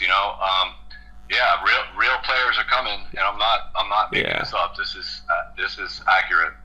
Because it would be very interesting to be contacted by 5 different ones in 1 week. Wow. Because it would be really handy to do if, for example, someone of a chunky nature did want to sidestep or whatnot. It would be good that they could do that without it affecting price. So. Sure. But do you have anything else to add, Jim? On that topic, no, I don't think so. I think that's pretty good. Cool. For Wookie, yeah. Okay. So in fact, are there any negatives or potential negatives or perceived negatives of Kaspa that we haven't talked about today? What have I missed? Like a big one to go back to the emission schedule. Oh yes, let's do it. Yeah, so let's explain that because that's pretty interesting actually. Like when I first heard of Kaspa, it was actually from somebody who was probably literally that I followed that was just like all of a sudden fudding Kaspa or something. And so I looked at it. So I was fair and lunch break for work. I was like, that's pretty cool. I'll get some. And they just kept flooding the emissions schedule anyway. And I looked at that. And, like how in 2037 it's going to be fully diluted. Like all the coins are going to be in circulation versus Bitcoin, which is way out, until like 2100 and something. 2140. So it's a huge difference. Like in, probably most of our lifetimes, Kaspa will be like fully diluted. And the reason why they did that is pretty interesting, especially how they bootstrapped it from the beginning. And this kind of goes back to what I mentioned before about like the idea of how something could rise up and rival Bitcoin. Like that Nick Carter, like a Bitcoin guy said on Lex Friedman's podcast. He said that basically what he proposed was something like creating an algorithm that, for a new proof of work that only and then, by a developer team that also created the ASIC miner for it, and they just launch it fairly, but they make the money selling the ASIC miners, is what I think Nick Carter said, right? And then so you look, Jonathan saw that tweet by Nick, I think, and kind of played with that idea and came up with something similar but different. Like what he ended up doing, and I've posted about this. It's a little bit of a difficult concept, but this is good that I'm explaining it now in person. What he did, and it's brilliant if you think about it, is they didn't create the ASIC miners like Bitmain, which KAS was not associated with, made the miners, right? But what Jonathan decided was to choose an algorithm, a unique algorithm, literally like, I don't even know, it might have been a week or two. Like they kind of were throwing out different ones, and maybe they decided on one like right before they launched proof of work, that for which like no ASIC miners already existed. Like it couldn't be mined on like any Bitcoin, ASICs or like Litecoin or whatever. Literally a new one would need to be created. So they did that. They launched at that, and then not only that, but they did this super fast emission schedule. So what that means that in that window of time before Bitmain, manufactures ASIC miners, which obviously are like the big money and like have like are more efficient than like GPU and CPUs. So you had this window, like, which turned out to be maybe a year and a half, where it was literally being mined by like ordinary people, like at home on their computers. And that's why the community is so strong. There's so many passionate people. It's because a lot of people who are in the mining space, like Wolfie and whoever, all these miners, like it was the new coin, and Wolfie and other people are like, holy crap, how's this thing like making so many blocks so quick? And this thing's awesome. Like I'm mining this thing, and it's crazy. Look at this. And so this community became really passionate. It wasn't any big money like, Bitmain and like, huge mining operations. And from the beginning, for literally a year and a half, and 70% or 65%, whatever it is, amount of coins ended up in the hands of these ordinary people. So before the ASICs came. So it's kind of a brilliant model. And it was kind of modeled after this idea proposed by Nick Carter, but with Jonathan's own special twist on it. So when I understood that, this whole fast emission schedule made a lot more sense to me. And I think it'll come down to, by that time, it's prepped for growth. It did it the right way, and now it comes down to like just kind of like really. Creating this community around it that drives growth and has the volume, whatever it is, 10, 13 years from now, to be able to support the miners to keep the network running in the future. And also the ASICs, are, I guess, CapEx heavy, but not OpEx heavy, which means the capital to buy one is expensive, but to run it is cheap. So, inevitably, like, it's more likely that the volume on the chain is going to be able to pay the miners rather than like some operationally heavy, expensive, mining equipment or whatever. So that's also, a plus for it. Although obviously, big question mark for people, like what's going to happen when it's fully diluted. But there's a lot of intricacies in that. Nice one. Do you have anything to add to that, Wolfie? Yeah, actually, I'll try to jump in with a famous Wolfie analogy here real quick. So, if you just, sometimes looking at real simple stuff can give you, like a little blueprint or a little idea of how something a little more complicated really would also work out. So, if you just look in nature, if you've ever like planted a seed and then you see it pop out of the ground and it has those two first leaves, well, in case you don't know, those two first leaves have enough nutrients for the seed to go like weeks and weeks, even if it doesn't get any sunlight. So there's enough in those first two leaves from inside the seed that to make the roots and to keep the thing growing and start making the first leaves and everything, right? Until when the first real leaves come out and they have chlorophyll and they take energy from the sun and it's really able to turn into a real plant or a tree. So what Jonathan's saying is that the block reward is only supposed to be like just to get it started and help the project catch on, But the real product, the real thing that it's supposed to produce for miners, really the transactions, to be sustainable, the transaction fees that the miners get from transactions has to be enough for a project to really, really make it and be a real financial tool for, years and years and decades or whatever. So with that in mind, the idea that the block rewards diminish rapidly and then are non-existent within just about 15 or 17 years or whatever, it is not really that scary but it also takes balls. To do that, you got to be knowing that you have like a winner. You know what I mean? So I think it's kind of cool. Yeah, it's like Bitcoin has the training wheels on, and in 15 years, Kaspa loses its training wheels, and Bitcoin's still going to be in its training wheels phase. So Bitcoin's just delaying the inevitable.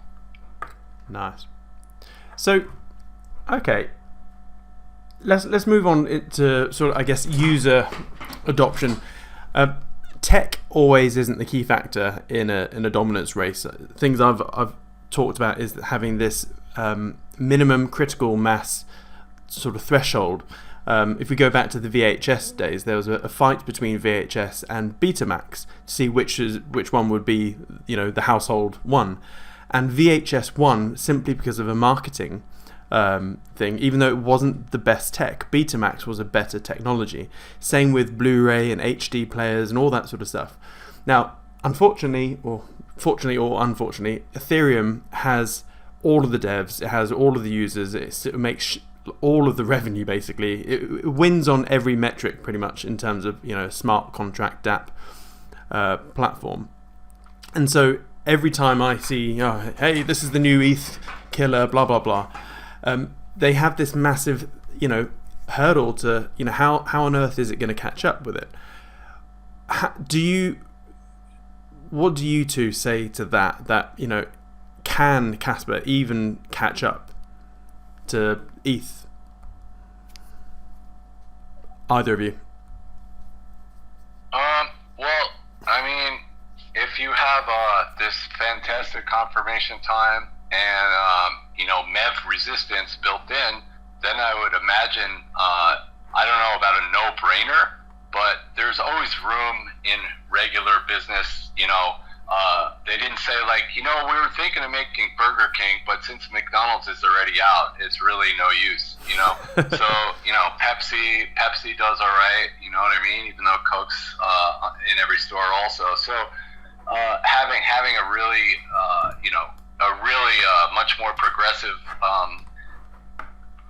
capability chain or block DAG, it shouldn't hurt. There's always room for competition, and I don't know, taking over, who knows? Nobody can really predict the future, but I think if we have all those things in place, then we should be able to give ETH some type of run for its money, right? Yeah. I don't think it's a zero-sum game where there's some winner takes all. There's multiple. Agreed. There's Windows, there's Apple, there's Burger King, there's McDonald's. And anyway, Ethereum is proof of work now. And interestingly enough, Ethereum even used Ghost Protocol, obviously. So it's just because Kaspa came after Ethereum, the Kaspa core devs, Jonathan really, I guess, and Avi Zohar, they're like the wrecking crew of crypto, if anyone knows that, who they were, from the music industry, where they were writing all the hits for a lot of famous 60s and 70s musicians, right? So people are just learning now who Jonathan is and Aviv Zohar, but their early work, all these top 100 crypto projects and even Ethereum used stuff that Jonathan and Aviv Zohar made. So even though maybe Kaspa was only launched in 2021 and Ethereum launched in whatever it was, 2014 or 15, whatever it was. Like Kaspa, really the roots, those protocols come from the people who are working on Kaspa. So there's going to be different flavors for everybody anyway. Ethereum's like proof of stake now. Some people don't like proof of stake. Some people don't like McDonald's. Some people prefer Burger King, some people prefer Apple. Some people prefer Windows. I mean, it's not like necessarily a winner take all. I see a lot of like decentralized economies coexisting along with like centralized ones. You see an example of that now with the PayPal USD coin, like the stable coin now that PayPal made, right? You could theoretically withdraw that from PayPal and trade it on like Uniswap or something. I mean, if you look, it's out there now. There's maybe not a lot of liquidity last time I checked, but you can swap this centralized stablecoin on these decentralized protocols, right? So there's going to be this interplay between decentralized and centralized, and then also obviously multiple decentralized economies. And the real cool thing I see about Kaspa is that it's scalable enough to be able to support a decentralized economy on top of it on the base layer, as opposed to Bitcoin, which you need the like Lightning Network or whatever, and all those transactions on the Lightning Network need to get like settled on the base layer anyway, like a bar tab. You're at the bar, and at the end of the night, you pay for your bill or whatever after you had 3 beers or whatever. Same thing for the Lightning Network. You have to settle them on the base layer, and that involves centralization. Like you have to the bartender has to like trust you. Right, it gets settled at the bartender, but they have to trust you to pay you. And so same thing for the Lightning Network. It adds trust and centralization, and the whole ethos of Bitcoin is trustlessness, right? So Kaspa has that on the base layer. It can settle all those things at scale, and so that's a big deal for me. And people are gonna like that. People who really are open-minded and like Bitcoin are are into proof of work are gonna gravitate for Kaspa. It's gonna be undeniable once it's in like the top 20 or top 10. Yeah, I agree. It makes, like, when you fully understand Kaspa and where it's heading, it makes every other layer 1, 2, and 3 completely obsolete. And Lightning has lots of pros, but the big con is that it is not secure. So yes, like the bar tab, you have to settle on the base layer, i.e. Bitcoin. But it's the Lightning nodes that are unsecure. So I see a near future, where a big Lightning node hack will happen, and a lot of money will be lost. And that's the thing. Like, we started crypto with basically a steam-driven car, and all we've been doing is bodging add-ons to it with sellotape and glue, going, and we've now got rubber tires, and we now got air conditioning and a CD player, etc. But at the end of the day, it's still a horse pulling a cart. And then all of a sudden we have a Tesla Model S rock up called Kaspa, completely new tech. It would absolutely, and it just makes everything obsolete. And like, governments could easily just effectively white label KAS for their CBDCs. Not that I'm a big anti-fan of CBDCs, but it's crazy. Now, also real quick, I would add too, like, I mean, if people do want to do a layer 2 on Kaspa in the future, there's nothing stopping them from doing that too. Like, of course, if a government doesn't want to use some decentralized network and they want to have some control, like maybe people, ironically, some of the people in the Bitcoin community are hoping for Bitcoin, like it's going to be some like, global transaction layer or whatever, and they're going to use the Lightning Network. Like, I mean, nothing's stopping anyone from doing a Lightning Network or some other network on top of Kaspa, so they have some control. And at the same time, the people who are like the cypherpunks or like really care about stateless money can use the base layer. There's nothing stopping anyone from doing that as well. So that's an interesting thing too. Yeah, I'm looking forward for a DEX built on top of Kaspa. That'll be pretty cool. So, okay, I'm going to open up to the floor now. And the question I'm going to open up is, what other negatives or mind blocks are there that you're stuck on, or you see other people stuck on that we haven't covered today? Just pop your hand up. I see Magdale has requested. Let's give Ad as a speaker. Magdale, what's your question, buddy? What flaw can you see which that you'd like us to talk about?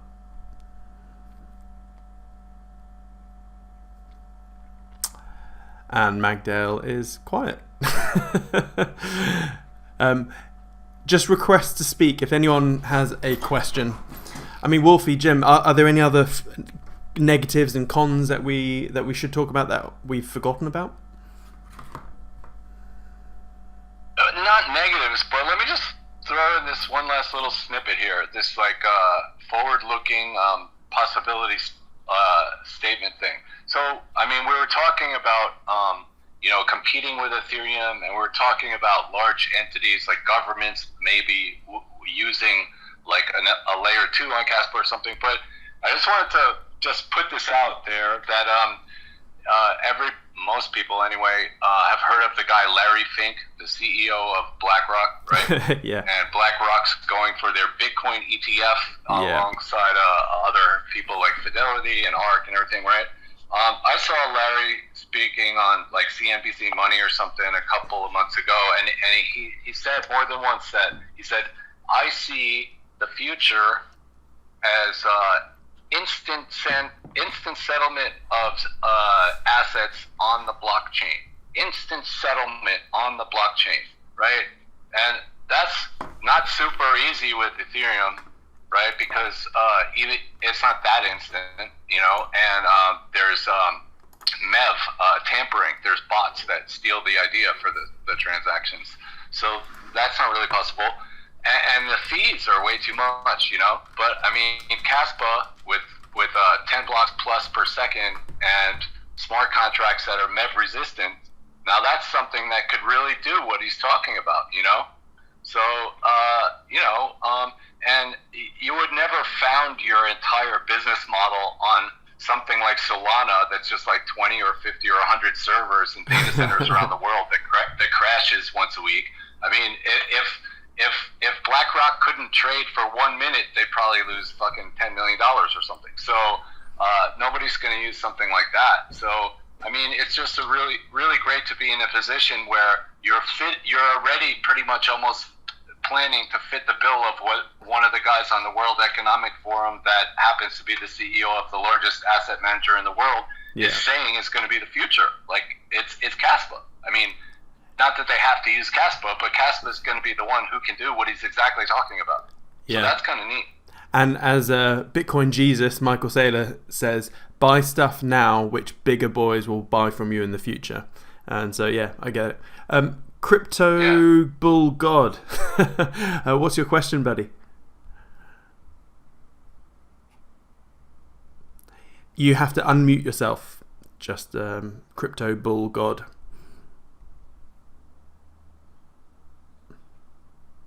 I wonder if maybe he's there. Hey, buddy, can you speak? Crypto Bull God. Try speaking. You there? Hello, Crypto Bull God. We've got 3 seconds before... Oh, he's connecting. Stand by. Stand by, caller. Okay, whilst that's happening, I'm going to request... we got the Kaz Maxi here. So add as speaker. You have the floor. What question do you have, Kaspa Maxi?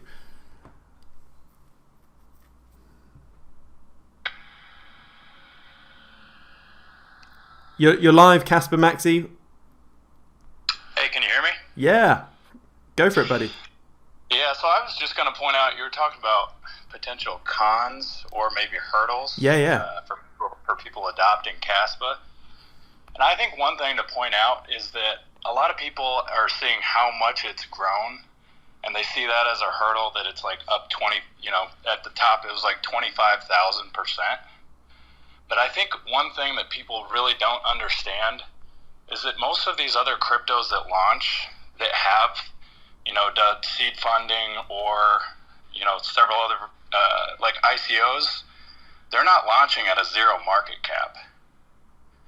And so you have to take that into account when you're seeing how far or how much a project has grown on a percentage basis. And so most other cryptos that they're comparing to, they're not taking that into account, that it's starting at a zero market cap, when something else that launches may start, already with $1 billion of funding or $20 million, $50 million of funding. So I think that's just a really important thing to point out when you're looking at growth and where it's come from compared to other cryptos. Completely agree, mate. That's a great point. Yeah, we forgot to. Yeah, very nice. I agree. Yep, I forgot to bring that up, but definitely, yeah, it's starting.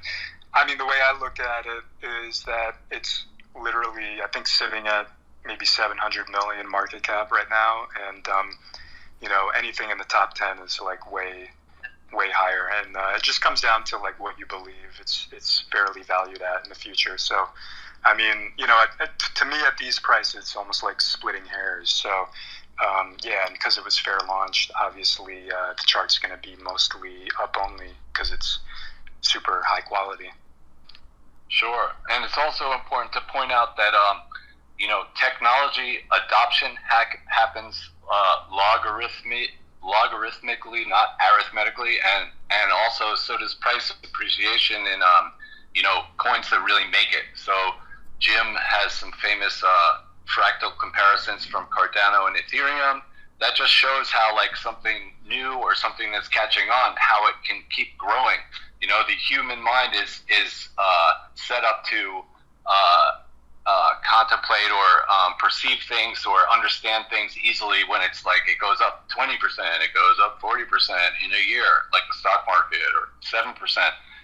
But when it goes up 10x, that's like one line on a log chart. Like it's 10 in orders of 10, orders of 10-fold increases is what each line is on a log chart, which isn't unusual at all for crypto or tech adoption. So it's not surprising that if it went up 250x or whatever since the beginning, because it's only 2.5 lines on a log chart. Or I don't know, I'm not in computer science math guy, but it's not that much. No worries.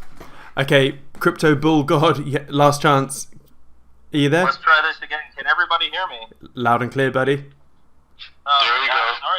Sorry about earlier. I don't know what was going on there, but I was being frustrated on this end. So, well, first off, I just want to thank. I'm not sure. I might have just friend requested the person who set up this Twitter Spaces, but I just wanted to thank you first off for just setting this up. I joined kind of late. I was having connection issues as well, and just wanted to comment on something real quick. So, I did hear the analogy that was put out there in terms of the horse and buggy versus the Tesla, and I would say this. I would say, first off, I agree. I agree with the analogy. I think it was well stated.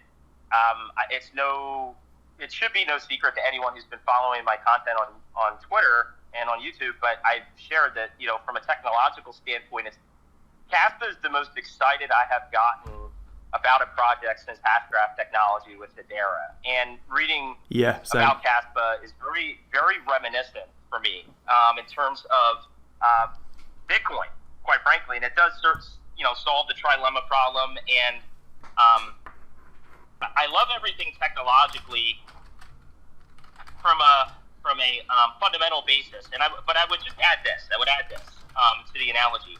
And I'm not saying that this was implicitly meant by giving that analogy with the horse and buggy and the Tesla, but the way I choose to look at the technology that this project offers is complementary to the market. I mean, I think we should recognize that Bitcoin really does have that first mover advantage. It's interesting, actually, that the narrative, if you really know the project from the ground up in terms of where it started and where it's at today, the narrative has completely shifted in terms of what it's going after, which is, we could have a whole debate on how much sense that makes. But I think instead of sort of looking at, and I'm not saying anyone is saying this, but I think instead of looking at it as a Kaspa versus Bitcoin sort of thing, we should just look at the technology as a complementary value add to the space.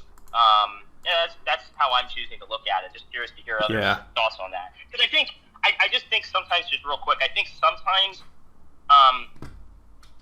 in certain communities, people will tout projects and say it's better than Bitcoin or it's better than Ethereum. Maybe it is, but it serves it's going to serve its purpose, in the years to come, and it's really complementary and a value-added proposition to the space. That's how I view it. Nice point, mate. That's good. And whilst you're here, what negatives? Are there any negatives about Kaspa or potential threats that you see that we've missed today? I joined late, so I wish I could comment on that, and I wish that I had heard some of the potential drawbacks, but I didn't hear a single thing on that, so I don't know what was brought up. Fair enough. So what in your opinion, what do you think is the biggest threat or con or negative? I don't think this is the biggest threat or a con. I think it's just a consequence or just a byproduct, not consequence. It's a byproduct of where we're at in the early stages here. But I think the project needs to get listed on major exchanges to get more eyes on it. I mean, to jump up in market capitalization all the way up to the top 44 or 45, it certainly has got some eyes. I've seen some recognition on it just from a marketing perspective. If it's not it, but once it starts to get listed on Binance, and God only knows when it gets listed on Coinbase, a lot more eyes on it and attention given to it will certainly give it a lot of fuel to really get back in or get into the top 10, which is something that I see as a strong possibility. But I can't really think of any strong negatives. What has been brought up in terms of strong negatives, potential negatives for the project? Oh God, we've gone through a lot. Oh really? Yeah. Okay. I am recording all of this. It's recorded though. You can definitely go back and look. We actually did talk about the exchange thing you mentioned. So I don't know if we should talk about it again, but definitely. This has been an amazing talk. Definitely worth listening back to. Thanks. It's important. Cool. Sure, it's important to point out so you can sleep good, and especially you seem like you might be in the United States and going into a Labor Day weekend, so you can sleep well and have a good time for the next 3 days. I'll just let you know that none of the potential cons were actually validated, and there's actually nothing to worry about. I will go back. I will go back and listen, because really, in reading on the project, I mean, there are things that can always come up in any project that, that doesn't seem like such a great thing.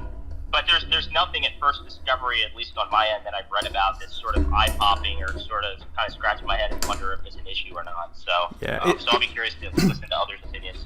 Yeah, I think mainly it's more of just a lack of research. And people, I guess, trying to propagate an unfounded opinion due to lack of understanding on the project. So my normal answer is just spend 10 more hours researching it, and then you'll get the answer.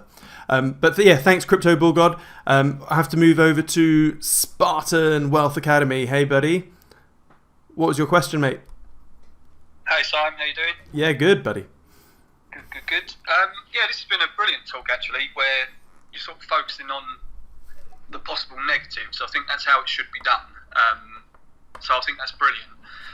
But the only other bit of FUD that I've heard going round is mainly from Bitcoin maxis about the fact that obviously Satoshi Nakamoto, nobody knows who it is, who they are, it, she, whoever, and that's what gives them the edge. And I suppose to some degree that's a fair point.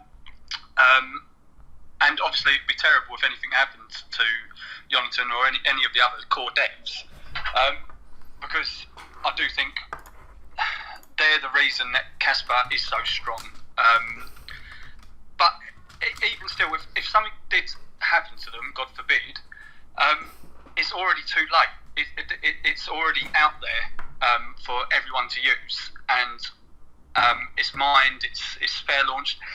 So really, it's the community that is keeping it going. So that would be my response to that. But I was just wondering if you guys had any thoughts on it as well. Who wants to take that? I've got an answer as well. Wolfie or Jim? Go for it. Go ahead, Jim.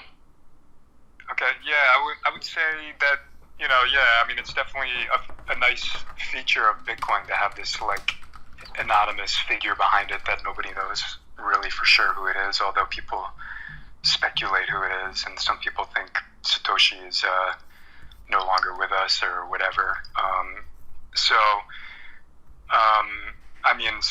The technology's out there. Maybe Satoshi's still alive, maybe he's not, right? So, and yet Bitcoin lives on. So, obviously, I think, like Wolfie said earlier, a lot of us are probably looking forward to like the improvements, the 10 blocks per second and the smart contracts, and if the roadmap didn't, get implemented fully, maybe we'd feel a little bit sad about that. At the same time, at 1 block per second, it's still technically even better as far as the scalability goes compared to Bitcoin. Obviously, it doesn't have the security yet, but that comes with time, just simply from the hash rate, miners needing to come online to increase the security over time. So, it's interesting that Bitcoin has an anonymous founder. It's a little different than Kaspa. We know who Jonathan and the core devs are. At the same time, it's also a strength, if something happened to them, I think people would be let down. But it's also it is what it is. It's still out there. Yeah. So for me, the anonymous feature of Satoshi is not that big of a great deal. Especially, it makes it cool and a little. There's some mystique there. But where it's at by now, Bitcoin is kind of a static asset in that it's never really going to turn into anything else. It's not really going to morph. It can go up in value and more people and institutions can buy it, but it's never going to go faster than 1 block every 10 minutes that I would imagine. And there's just not too many tricks that are going to be added to it that I would foresee. Like all of the super geek stuff of SegWit and BIP32 crap, I don't even know what that means. It's just a different kind of address. Does the pacing a different type of a different designated set of characters string into an address when I'm moving a Bitcoin doesn't matter to me. I don't care. So there's very subtle changes that can be made to Bitcoin from what I can tell over the last 14 years. However, Kaspa, I can't really imagine why, it would actually be worse if Kaspa had anonymous developers because they could leave at any time, you wouldn't know who they are. And since we have so many planned upgrades and the ability to interact with the community and let us know what they're working on and to do crowd funds, if it was this wizard behind the curtain, that would be actually worse, I think, for Kaspa. So I'm not too, I don't really buy that argument. Yeah. Spartan, I think you actually gave a good answer to your own question. So the way I look at it is that with anything that could be attacked, you have to try and mitigate the attack surface area of whatever you're trying to defend. And so, having a doxed team and a really good team like Shai, Matt, and Jonathan, that by them being doxed and out there, that is a valid attack vector at the moment. But the way I look at it, it's a bit like raising a child. You, as the parent, are the main surface, attack surface area. So if you were offed, then that child would be orphaned and whatnot. And so really, as a parent, you've got to imprint all of the values that you want in your child up until they leave home, whether at 16 or 18. But once they're their own person and adult and they've left home, that's your main job done as a parent. So if you then died, yes, it's going to be bad, but you've massively mitigated the surface attack area. And so that, as an attack vector, is not so big. So yeah, it's a really good point, mate. So we have. I wanted to add on to that because that actually there was something I wanted to say too that actually relates. Like Kaspa, what's interesting about it, like you said, to create. Kaspa basically stands for innovation compared to Bitcoin, which like Wolfie said, they're not going to change really anything fundamental about it. So you have all the Bitcoin is for these conservativists that just want it to be what it was and always is. So Kaspa really,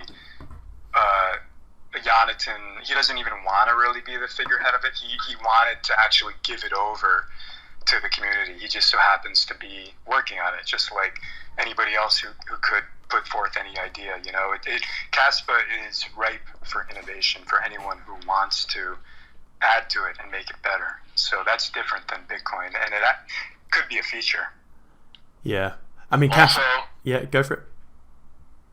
I just want to throw this out there. Okay, you could prove that I'm not Satoshi. You can't prove that Jonathan is not Satoshi. True. Well, unless he wasn't in Van Noy's area in, I forgot the date, 2013 or whatever. They did reverse IP address Satoshi, and he was actively doing changes to the blockchain in the Van Noy's area at a certain time and date. So if we could find where Jonathan was at that point, then that would prove or disprove it. Wolfie, you there you go. Yeah. Here's the thing. I'm not trying to insinuate that he is, but yeah. The thing. What I believe is, I personally believe like there isn't just one guy. I believe Jonathan. It's easily possible he was close to the group that came up with it, if not immediately involved, and even regardless of yes or no on that, I would say that whoever Satoshi or the group was, they would certainly approve of and pass the torch to Jonathan as the next one, for sure. Yeah. It's like a hands down no-brainer. Yeah, I agree. So we had a few speaker requests that have been waiting for a while. So Kaspa Maxi, you've gone. Feel free to request again. So Adam, you had your hand up for a bit. What was your question, mate? What attack vectors have we missed today? And your question. See, yeah, I joined this late actually. I was just putting my son to bed, and so it's a bit lazy. But I was just going to ask. I perhaps have a similar level of knowledge to you. Are there any cons that have come up in this that you think that we should know about? That's my question. Yeah. I personally still haven't come up with or found or discovered, even from this call, potential attack vectors, which are reasonable, if that makes sense. Unless anyone else. I mean, Harry's here, so we're all in the same group here. Harry, what have we missed? Well, I don't know if you guys can hear me. Yeah, we can. You can. Perfect. I suppose one of the questions I wanted to ask, because I generally don't know the answer to this, given it's a proof of work consensus mechanism, given concerns people have with Bitcoin and other proof of work projects with energy consumption, given ESG targets, where do we see Kaspa overcoming concerns about energy consumption and everything else, where proof and stake has sort of been able to blow ESG targets out of the way and try and, I suppose, bring in that institutional side of things? I would just say that that's just like a kind of like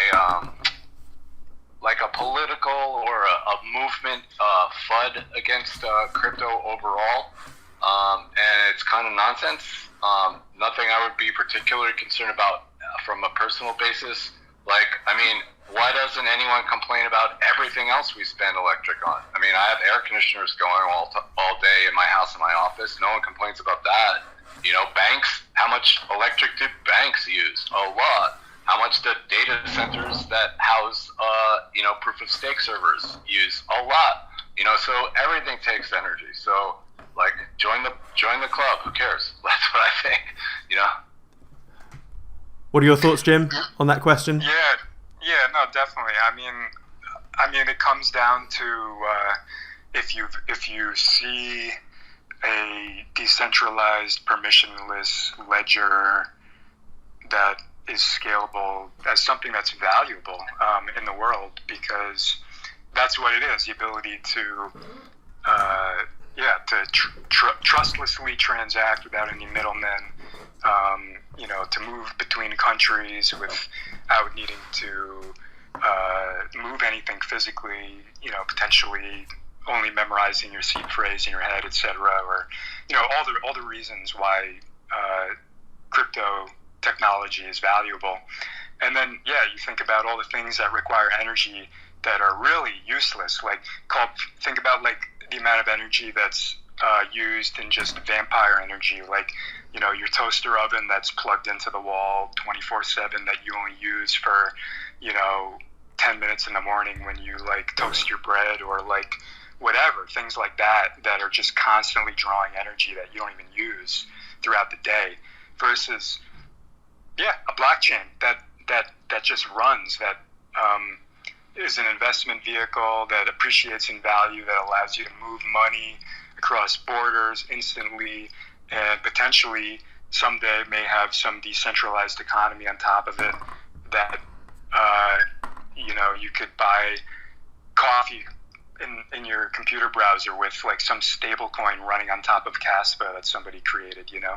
Personally, I'm not of the opinion that people are going to use Bitcoin or even Kaspa as really money. They could, but just because it goes up and down, nobody's going to want to use that, which is a whole other topic that I'm just mentioning. But I do see the vision of having a decentralized economy built on top of a scalable network that's decentralized like Kaspa valuable, actually, because it's a permissionless thing that anybody can engage with, and that to me is valuable enough to justify using electricity for.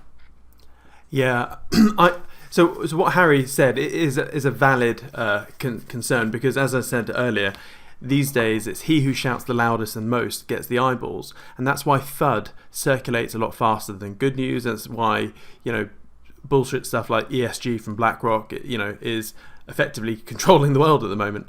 So I think in the short term we're going to see a mass hatred, I guess, eventually over the next 5 or 10 years to all the things which the tree hugging hippies, sorry, that's bad wording, the ESG army don't like. We're going to see, if you have a fancy car over the next 5 years, you're going to be hated because you're killing seagulls and baby seals and stuff like that.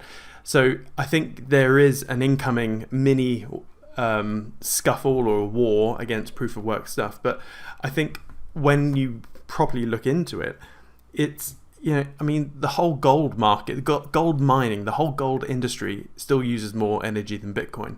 The banking sector, SWIFT, the dollar payment network, everything, basically the modern day financial system uses way more energy than Bitcoin mining.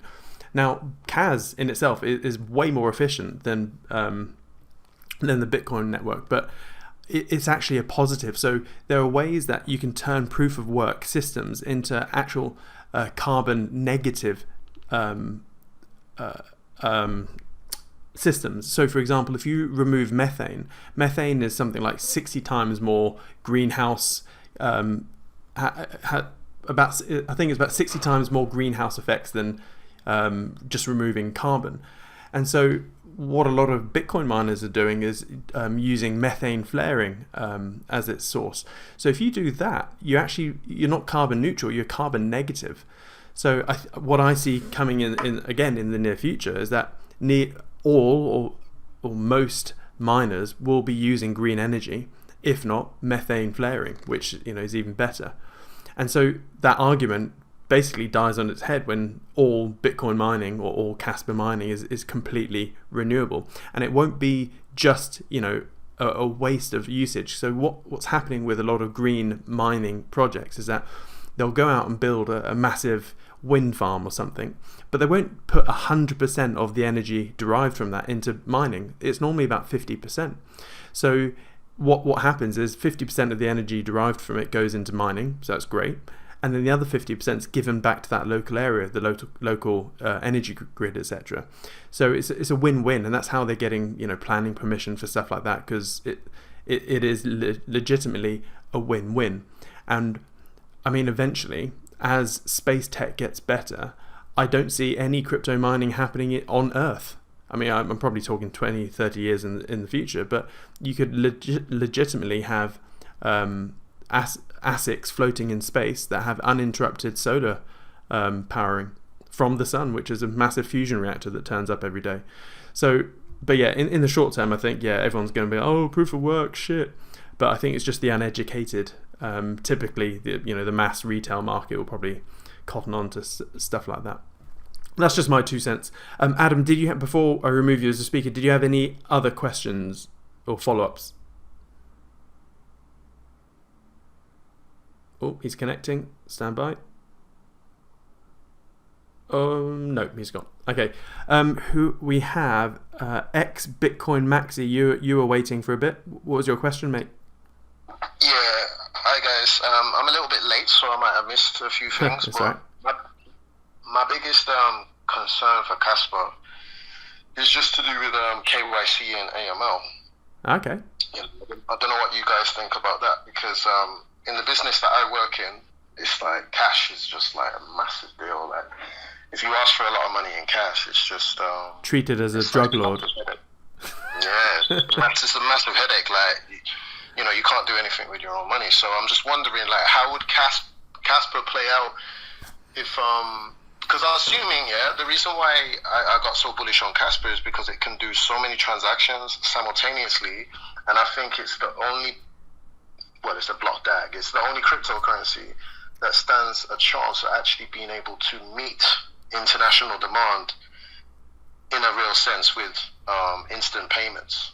Yeah. Right. So if that's the case, the AML and KYC perspective, like, it's going to be wild.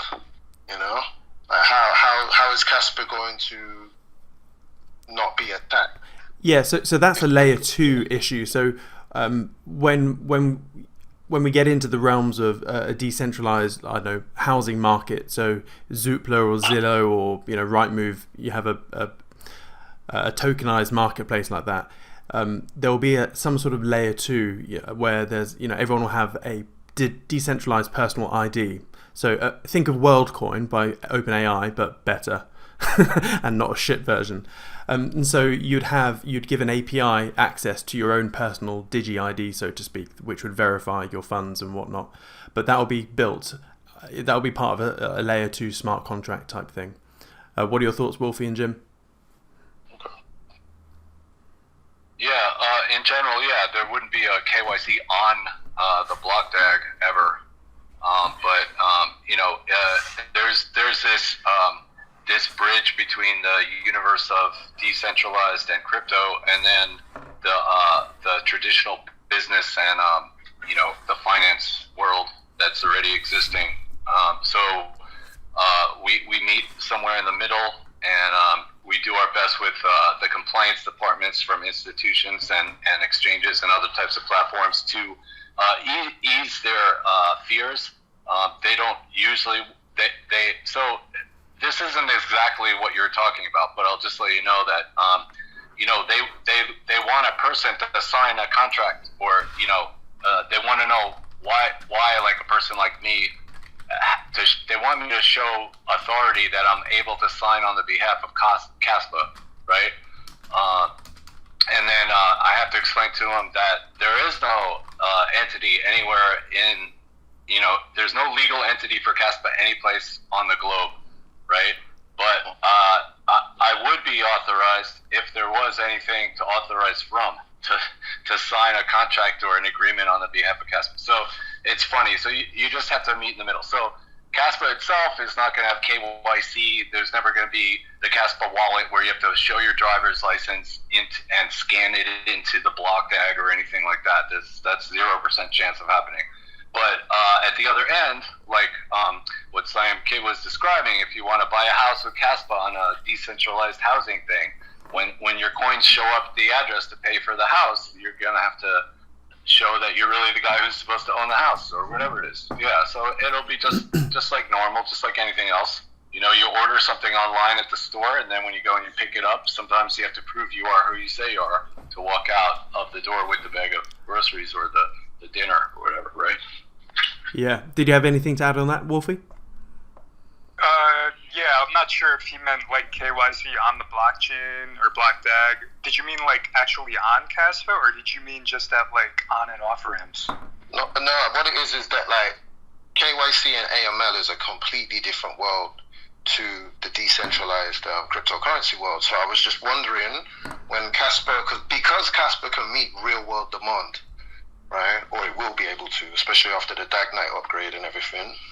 I'm just wondering how these two worlds will work, because like you guys said, there's not going to be any KYC on the actual block DAG, but at the same time, you can't have like large amounts of money flying around without any accountability. Like you take a court case, for example, I guess, you know. No, I got you. You know. Yeah. So I mean, like, yeah. Before though, like what we were talking about, like how the Lightning Network. I don't know if you were here for the Lightning Network and the bar tab analogy, but say some government entity or just financial institution offering some service to people wanted to actually use Kaspa, they could put some layer 2 on top of it and have fully, like, everyone fully KYC'd and AML, all that stuff, and settle the transactions on Kaspa. I don't know if were you here for that bar tab? Oh, okay, yeah. So the Lightning Network is like basically a layer 2 on top of Bitcoin, where people are into the like rawest form of Bitcoin, don't necessarily like it because it adds centralization to it, and like the Lightning Network does. And so basically it's like you're at the bar, you order a few beers for the night, you have a tab open, at the end of the night you settle it with the bartender. That's the same thing. Like the Lightning Network gets settled on the base layer, so like with the bartender at the end of the night. So somebody, a bank could set up a layer 2 on top of Kaspa or some financial institution, and after all the daily transactions are done for the day, transferring money between different banks and institutions, at the end of the day they settle in one batch all the transactions on the Kaspa network or the Bitcoin network or whatever. And they could have all the features of KYC and AML on that layer 2, for example. So it's just the underlying architecture, and anybody can kind of do whatever they want to do with it. Okay. Yeah, I think I know what he's actually asking. I just realized. Okay, so sorry to barge in here again, but so there are software companies and there are third-party services that are AML and tracking for blockchain. So like the IRS has been using one. I forget the name of it. There's probably like 3 or 4 of them at least. The IRS has been tracking like Bitcoin since 2015, I think I read, and then I'm sure Ethereum and DeFi is tracked. So you have to get to a certain level of traffic volume and famousness, I would imagine, in order to be one of the assets that's tracked on those type of systems, those surveillance systems. Right now, Kaspa's probably not that famous. So if it got to a stage like what you're talking about, then it would, and it doesn't mean they're checking, they're listening to what's going on in your bedroom.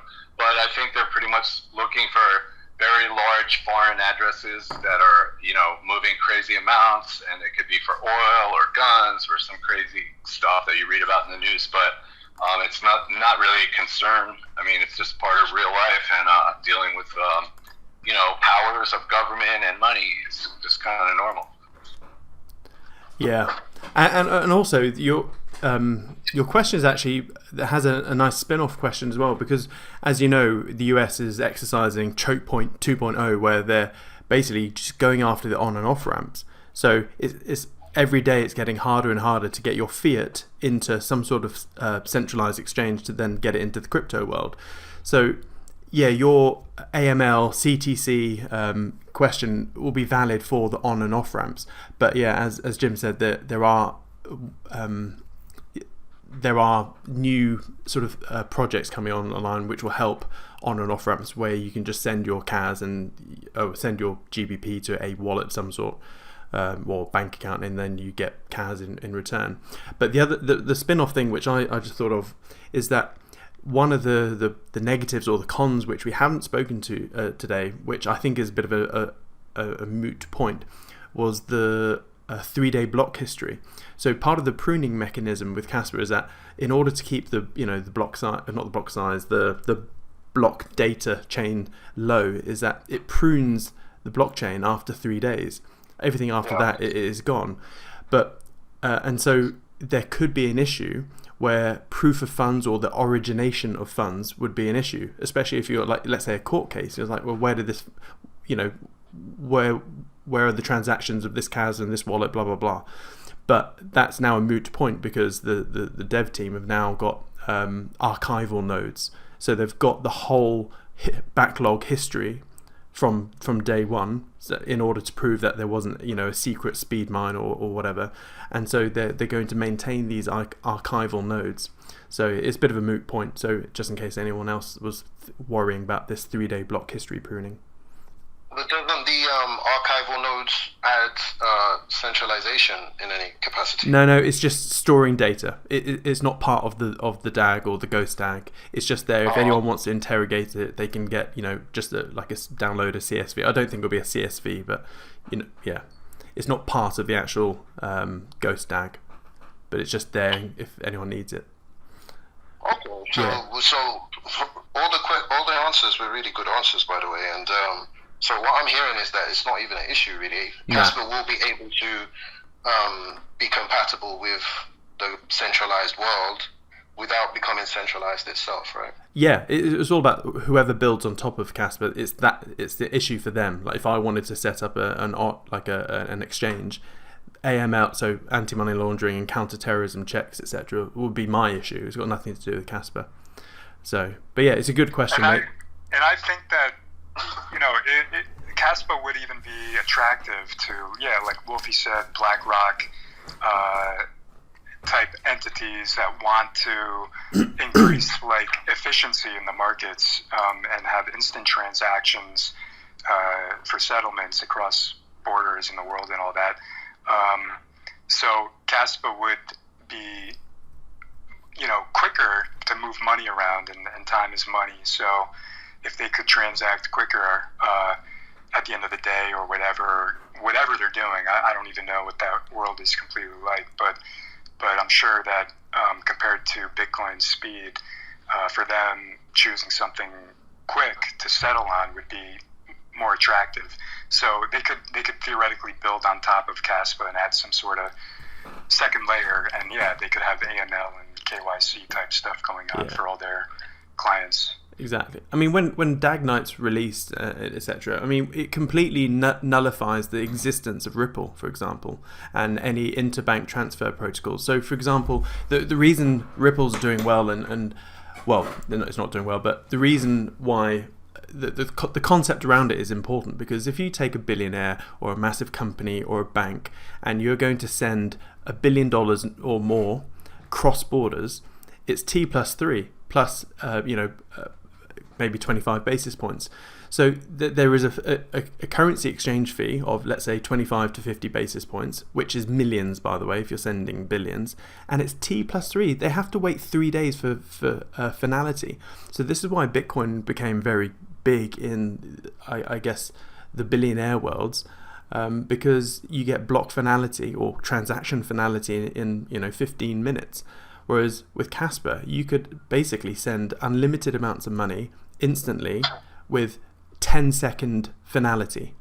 I mean, it's just absolutely insane. And a prime example of this was that Russian dude that got killed by Putin. He's the 5th biggest Bitcoin holder on the planet. And there's a reason for that. So, but yeah. So, oh my God, we have the man. We literally have Shai here. He's gracing us with his... I am blushing. But yeah, it's interesting. So, Crickrat, you've been wanting to speak for a while now. What was your question, mate? What was your negative or potential attack vector which we haven't considered or forgotten? Hey, can you guys hear me all right? Loud and clear, mate. Perfect. I just want to say thank you, guys, for putting this together. much information packed into one space.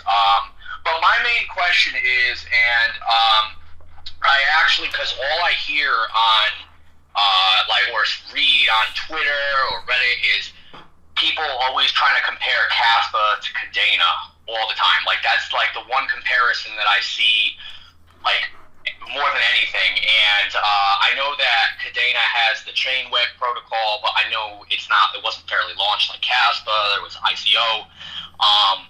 What do you guys feel that, like, how Kaspa, like, completely blows Kadena out of the water? Because I kind of asked, like, a similar question to, like, I was on a Kadena Spaces just listening, and I asked them, because they're touting that they're the only proof of work blockchain that can scale, and obviously we know that that's not the case. And I asked them about Kaspa, and all they could say was, "Oh, we don't really know much about it. It's just DAG," which I kind of thought was like, it was kind of a lackluster answer, because I mean, if you're going to tout that you're the only blockchain or proof of work blockchain that can scale, you should know, like, that you guys have competition.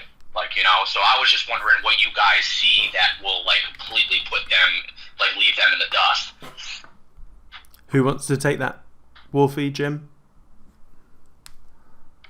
I mean, I don't know if Shy wants to come up. I've seen him post about that, like, really detailed. He could probably blow everyone's minds with his knowledge on that in particular. But he's written on it. Ah, nice. Yeah. Actually, you could totally just go search Shy's account for, like, KDA. You could probably find his very detailed post for that. But I mean, I just know that, like, KDA is slower for one. It also had an ICO. It wasn't fair launched. And, like, Shy, I've seen, like, break it down in a really technical way.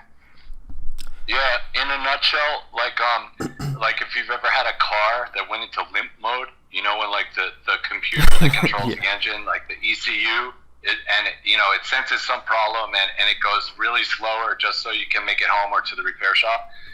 Shai has explained that actually Kadena is like it's kind of a block DAG that's, like, confined to, like, a limp mode. So it's progressive, and it is it has some pretty neat technology compared to a blockchain, but it is like the 20 bonded chains together, I think, and there are some difficult things they had to shoehorn together to make it to work that make it less of a desirable network than Kaspa. Kaspa is the not limp mode version of a block DAG, and it's how you would really want to do it, aside from the fair launch and all the other great things about us. Yeah, my thoughts on the problem with Kadena is the sharding. So it means that each chain on the chain web is an autonomous economy. So it means that in order to double spend in any of the chains, the attacker has to computationally be comparable to all chains combined. So I'm not very techie, so I sort of understand it, but not well enough to properly explain it. So that's my issue. So it means that it can lead, like you said with the limp mode, it can lead to slow transaction speeds and long confirmation times, even if the network as a whole is processing a lot of transactions. So, and also with the sharding system, this is where when I was researching it is all about the sharding, which was the issue here, is it makes it difficult to develop apps that span multiple chains. So, and that's because each application would need to be implemented separately on each chain. So it's then difficult to then maintain or build and maintain apps, which then limits functionality of those apps. See, this is why this whole space is part 1 of 3. Part 2 is where I'm hoping, with all my limbs and fingers crossed, that we can get Shai or Matt Sutton on to then really go into the deeper stuff. But yeah, I'm going to note that down as another valid question, and then we will address this properly again. But yeah, thanks, mate. That's a good one. So, Shai's here. Hey, mate. Good to have you here. I just stumbled across the space, like, totally It just popped up. I didn't know it's happening. I just want to say something about what I said about Kadena. I want to explain it very simply. Kadena, I think of it as a two-layer effort. They have their consensus layer, the chain web, and then they have the pact layer, the layer 2. Now, I don't know much about pact, and my impression is that they are really professional guys who do the best they can when they work above chain web. But chain web, well, it doesn't scale. It just doesn't. The thing is, the selling point of Kadena, what they're saying is that because the chains are braided to each other, then you enjoy, each chain enjoys the security of all chains. You have to attack all chains in order to revert a transaction on one chain. The thing is, what I noticed due to some discussions with people who understand and support Kadena, that this effect, that you get the security of all chains, it's kind of delayed. If you do the computation to find out how long you have to wait before you actually get the security of all the chains, then it's actually quite a lot of time. Because the thing is that if you only wait for blocks on your chain and chains in proximity, then you don't really enjoy the security of all the chains. You need to wait for enough blocks to braid your transaction onto all the chains. You need that all of the chains would be somehow aware of your block. And the thing about this is that the more chains they add, the slower it gets. They keep saying that they can just add chains on demand, but if you do the math, you see that they cannot, because the more chains you have, the longer you would have to wait. And if you don't wait long enough, you just have a part of the security. If you only wait, like currently they use the double Peterson graph, so they have 20 chains, and each chain is adjacent to 3 other chains. So you can say, okay, I'll wait to see a block on my chain and the adjacent chains. But if you only do that, then essentially I can revert the transactions by attacking just these 4 chains. So I don't have to be as strong as the entire network, but only 4 chains. And you see that if they talk about like going to 100 chains, because that would be comparable to 3000 TPS. And if they do that, then you see that the time you would have to wait for a confirmation, if by your standard the confirmation is enjoying like all of the chains or 80% of the chains, it grows like to about 10 minutes. Blimey. Yeah, I knew he would put the smack down. Man, Thank you, Chai. Thanks for coming and saving us. Yeah. Hey, finally, after 2.5 hours, somebody who knows what he's talking about showed up. Yeah. I knew. You've been here for 2.5 hours? 2.5 hours. 2 hours and 26 minutes, mate. Wow, you're insane. Yeah, thank you so much for that. And I think what we should do, we've got one listener who's got a question, and I think we should round that up as the last question. And that is Crypto Bull God. What was your question, buddy? Oh, I just wanted to go back to the earlier conversation you were having on anonymity and just share the following. I think in terms of the creator being anonymous, I think if you took 5 of us and you put us in a room, we could come up with an unbiased pro and con list to anonymity.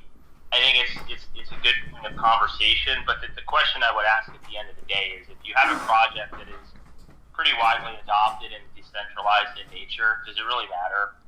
I mean, it's a fun conversation to have, but I really don't think at the end of the day it matters whether you know who the creator is or not. Yeah. I would also add, too, just thinking out loud, that I think it's a little bit like the environment is a little bit different now. Like, I think for whoever created Bitcoin, putting something out there in the world like that had never been tried before, or success, with the potential to be successful, you didn't know how the world would respond to it, right? But now you have BlackRock and Larry Fink like literally trying to make a Bitcoin ETF. So now it doesn't necessarily, the global elite don't see it as a threat. They actually see it as something they can use, for whatever reason they want to use it, make money with, add layers on top of, whatever it is. It's less uncertain now because you can see that all these institutions now are interested in Bitcoin. So I think a big part of the anonymity in the beginning was that how would everybody respond to this thing that doesn't require a middleman to transact on? There's no need for Larry Fink or Vanguard or Fidelity or whoever to say have any say over it. So the question mark is kind of fizzling away, and it's kind of Bitcoin and blockchain and this trustless technology is here to stay. So I think now that I think about it, it could be also a moot point. Yeah, that's a good point. Today is very different from 2009-10, right? Definitely. Agree. So actually, I'd like to finish off this 2.5 hour long space with Shai, if you don't mind, Shai. And the question I'd like to pose to you, mate, is: are there any valid negative vectors or concerns or worries or hurdles that we should be aware of that the general mainstream haven't really clocked on yet? I know this is a bit of a shooting ourselves in the foot moment, but are there any concerns that you have with Kaspa and as it is, and also in the future? Well, I don't think it's shooting ourselves in the foot because we've always tried to be transparent about everything we do. And we were always very honest about the fact that pulling through with a fair launch project is just harder. And there's a reason people go for ICO and go for funding, and it's not just to line their pockets. It's because it's really much easier this way to get things done. You have budgets, you have a company, you have headquarters, and you have a lot of more tools to use to do all the logistics and sorry, just a second. Do all the logistics and do all the organization, and being fair launch means that we constantly need the community to be there with us, and we constantly need to prove ourselves in front of the community. But I think the answer to your question is we have less resources, so it's harder to get things done, and we are able to be competitive because we have this community and devoted devs, but it's really hard. It's not like a smooth sailing that you get when you just get a budget to do stuff. Amazing. And sorry, one last follow-up question for that. What are you... we've spent 2.5 hours focusing on the negative, so let's focus on a happy ending.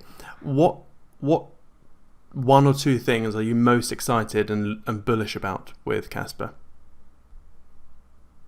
Well, the technology, I think it really solves a problem, and it's also an important one. I think when Bitcoin just started and crypto started to be a thing, then a lot of people wanted to give it a chance, and the reason they gave up on it is because it didn't deliver and it didn't work, and the main hurdle that made it not usable enough is the scalability problem that I believe we managed to solve.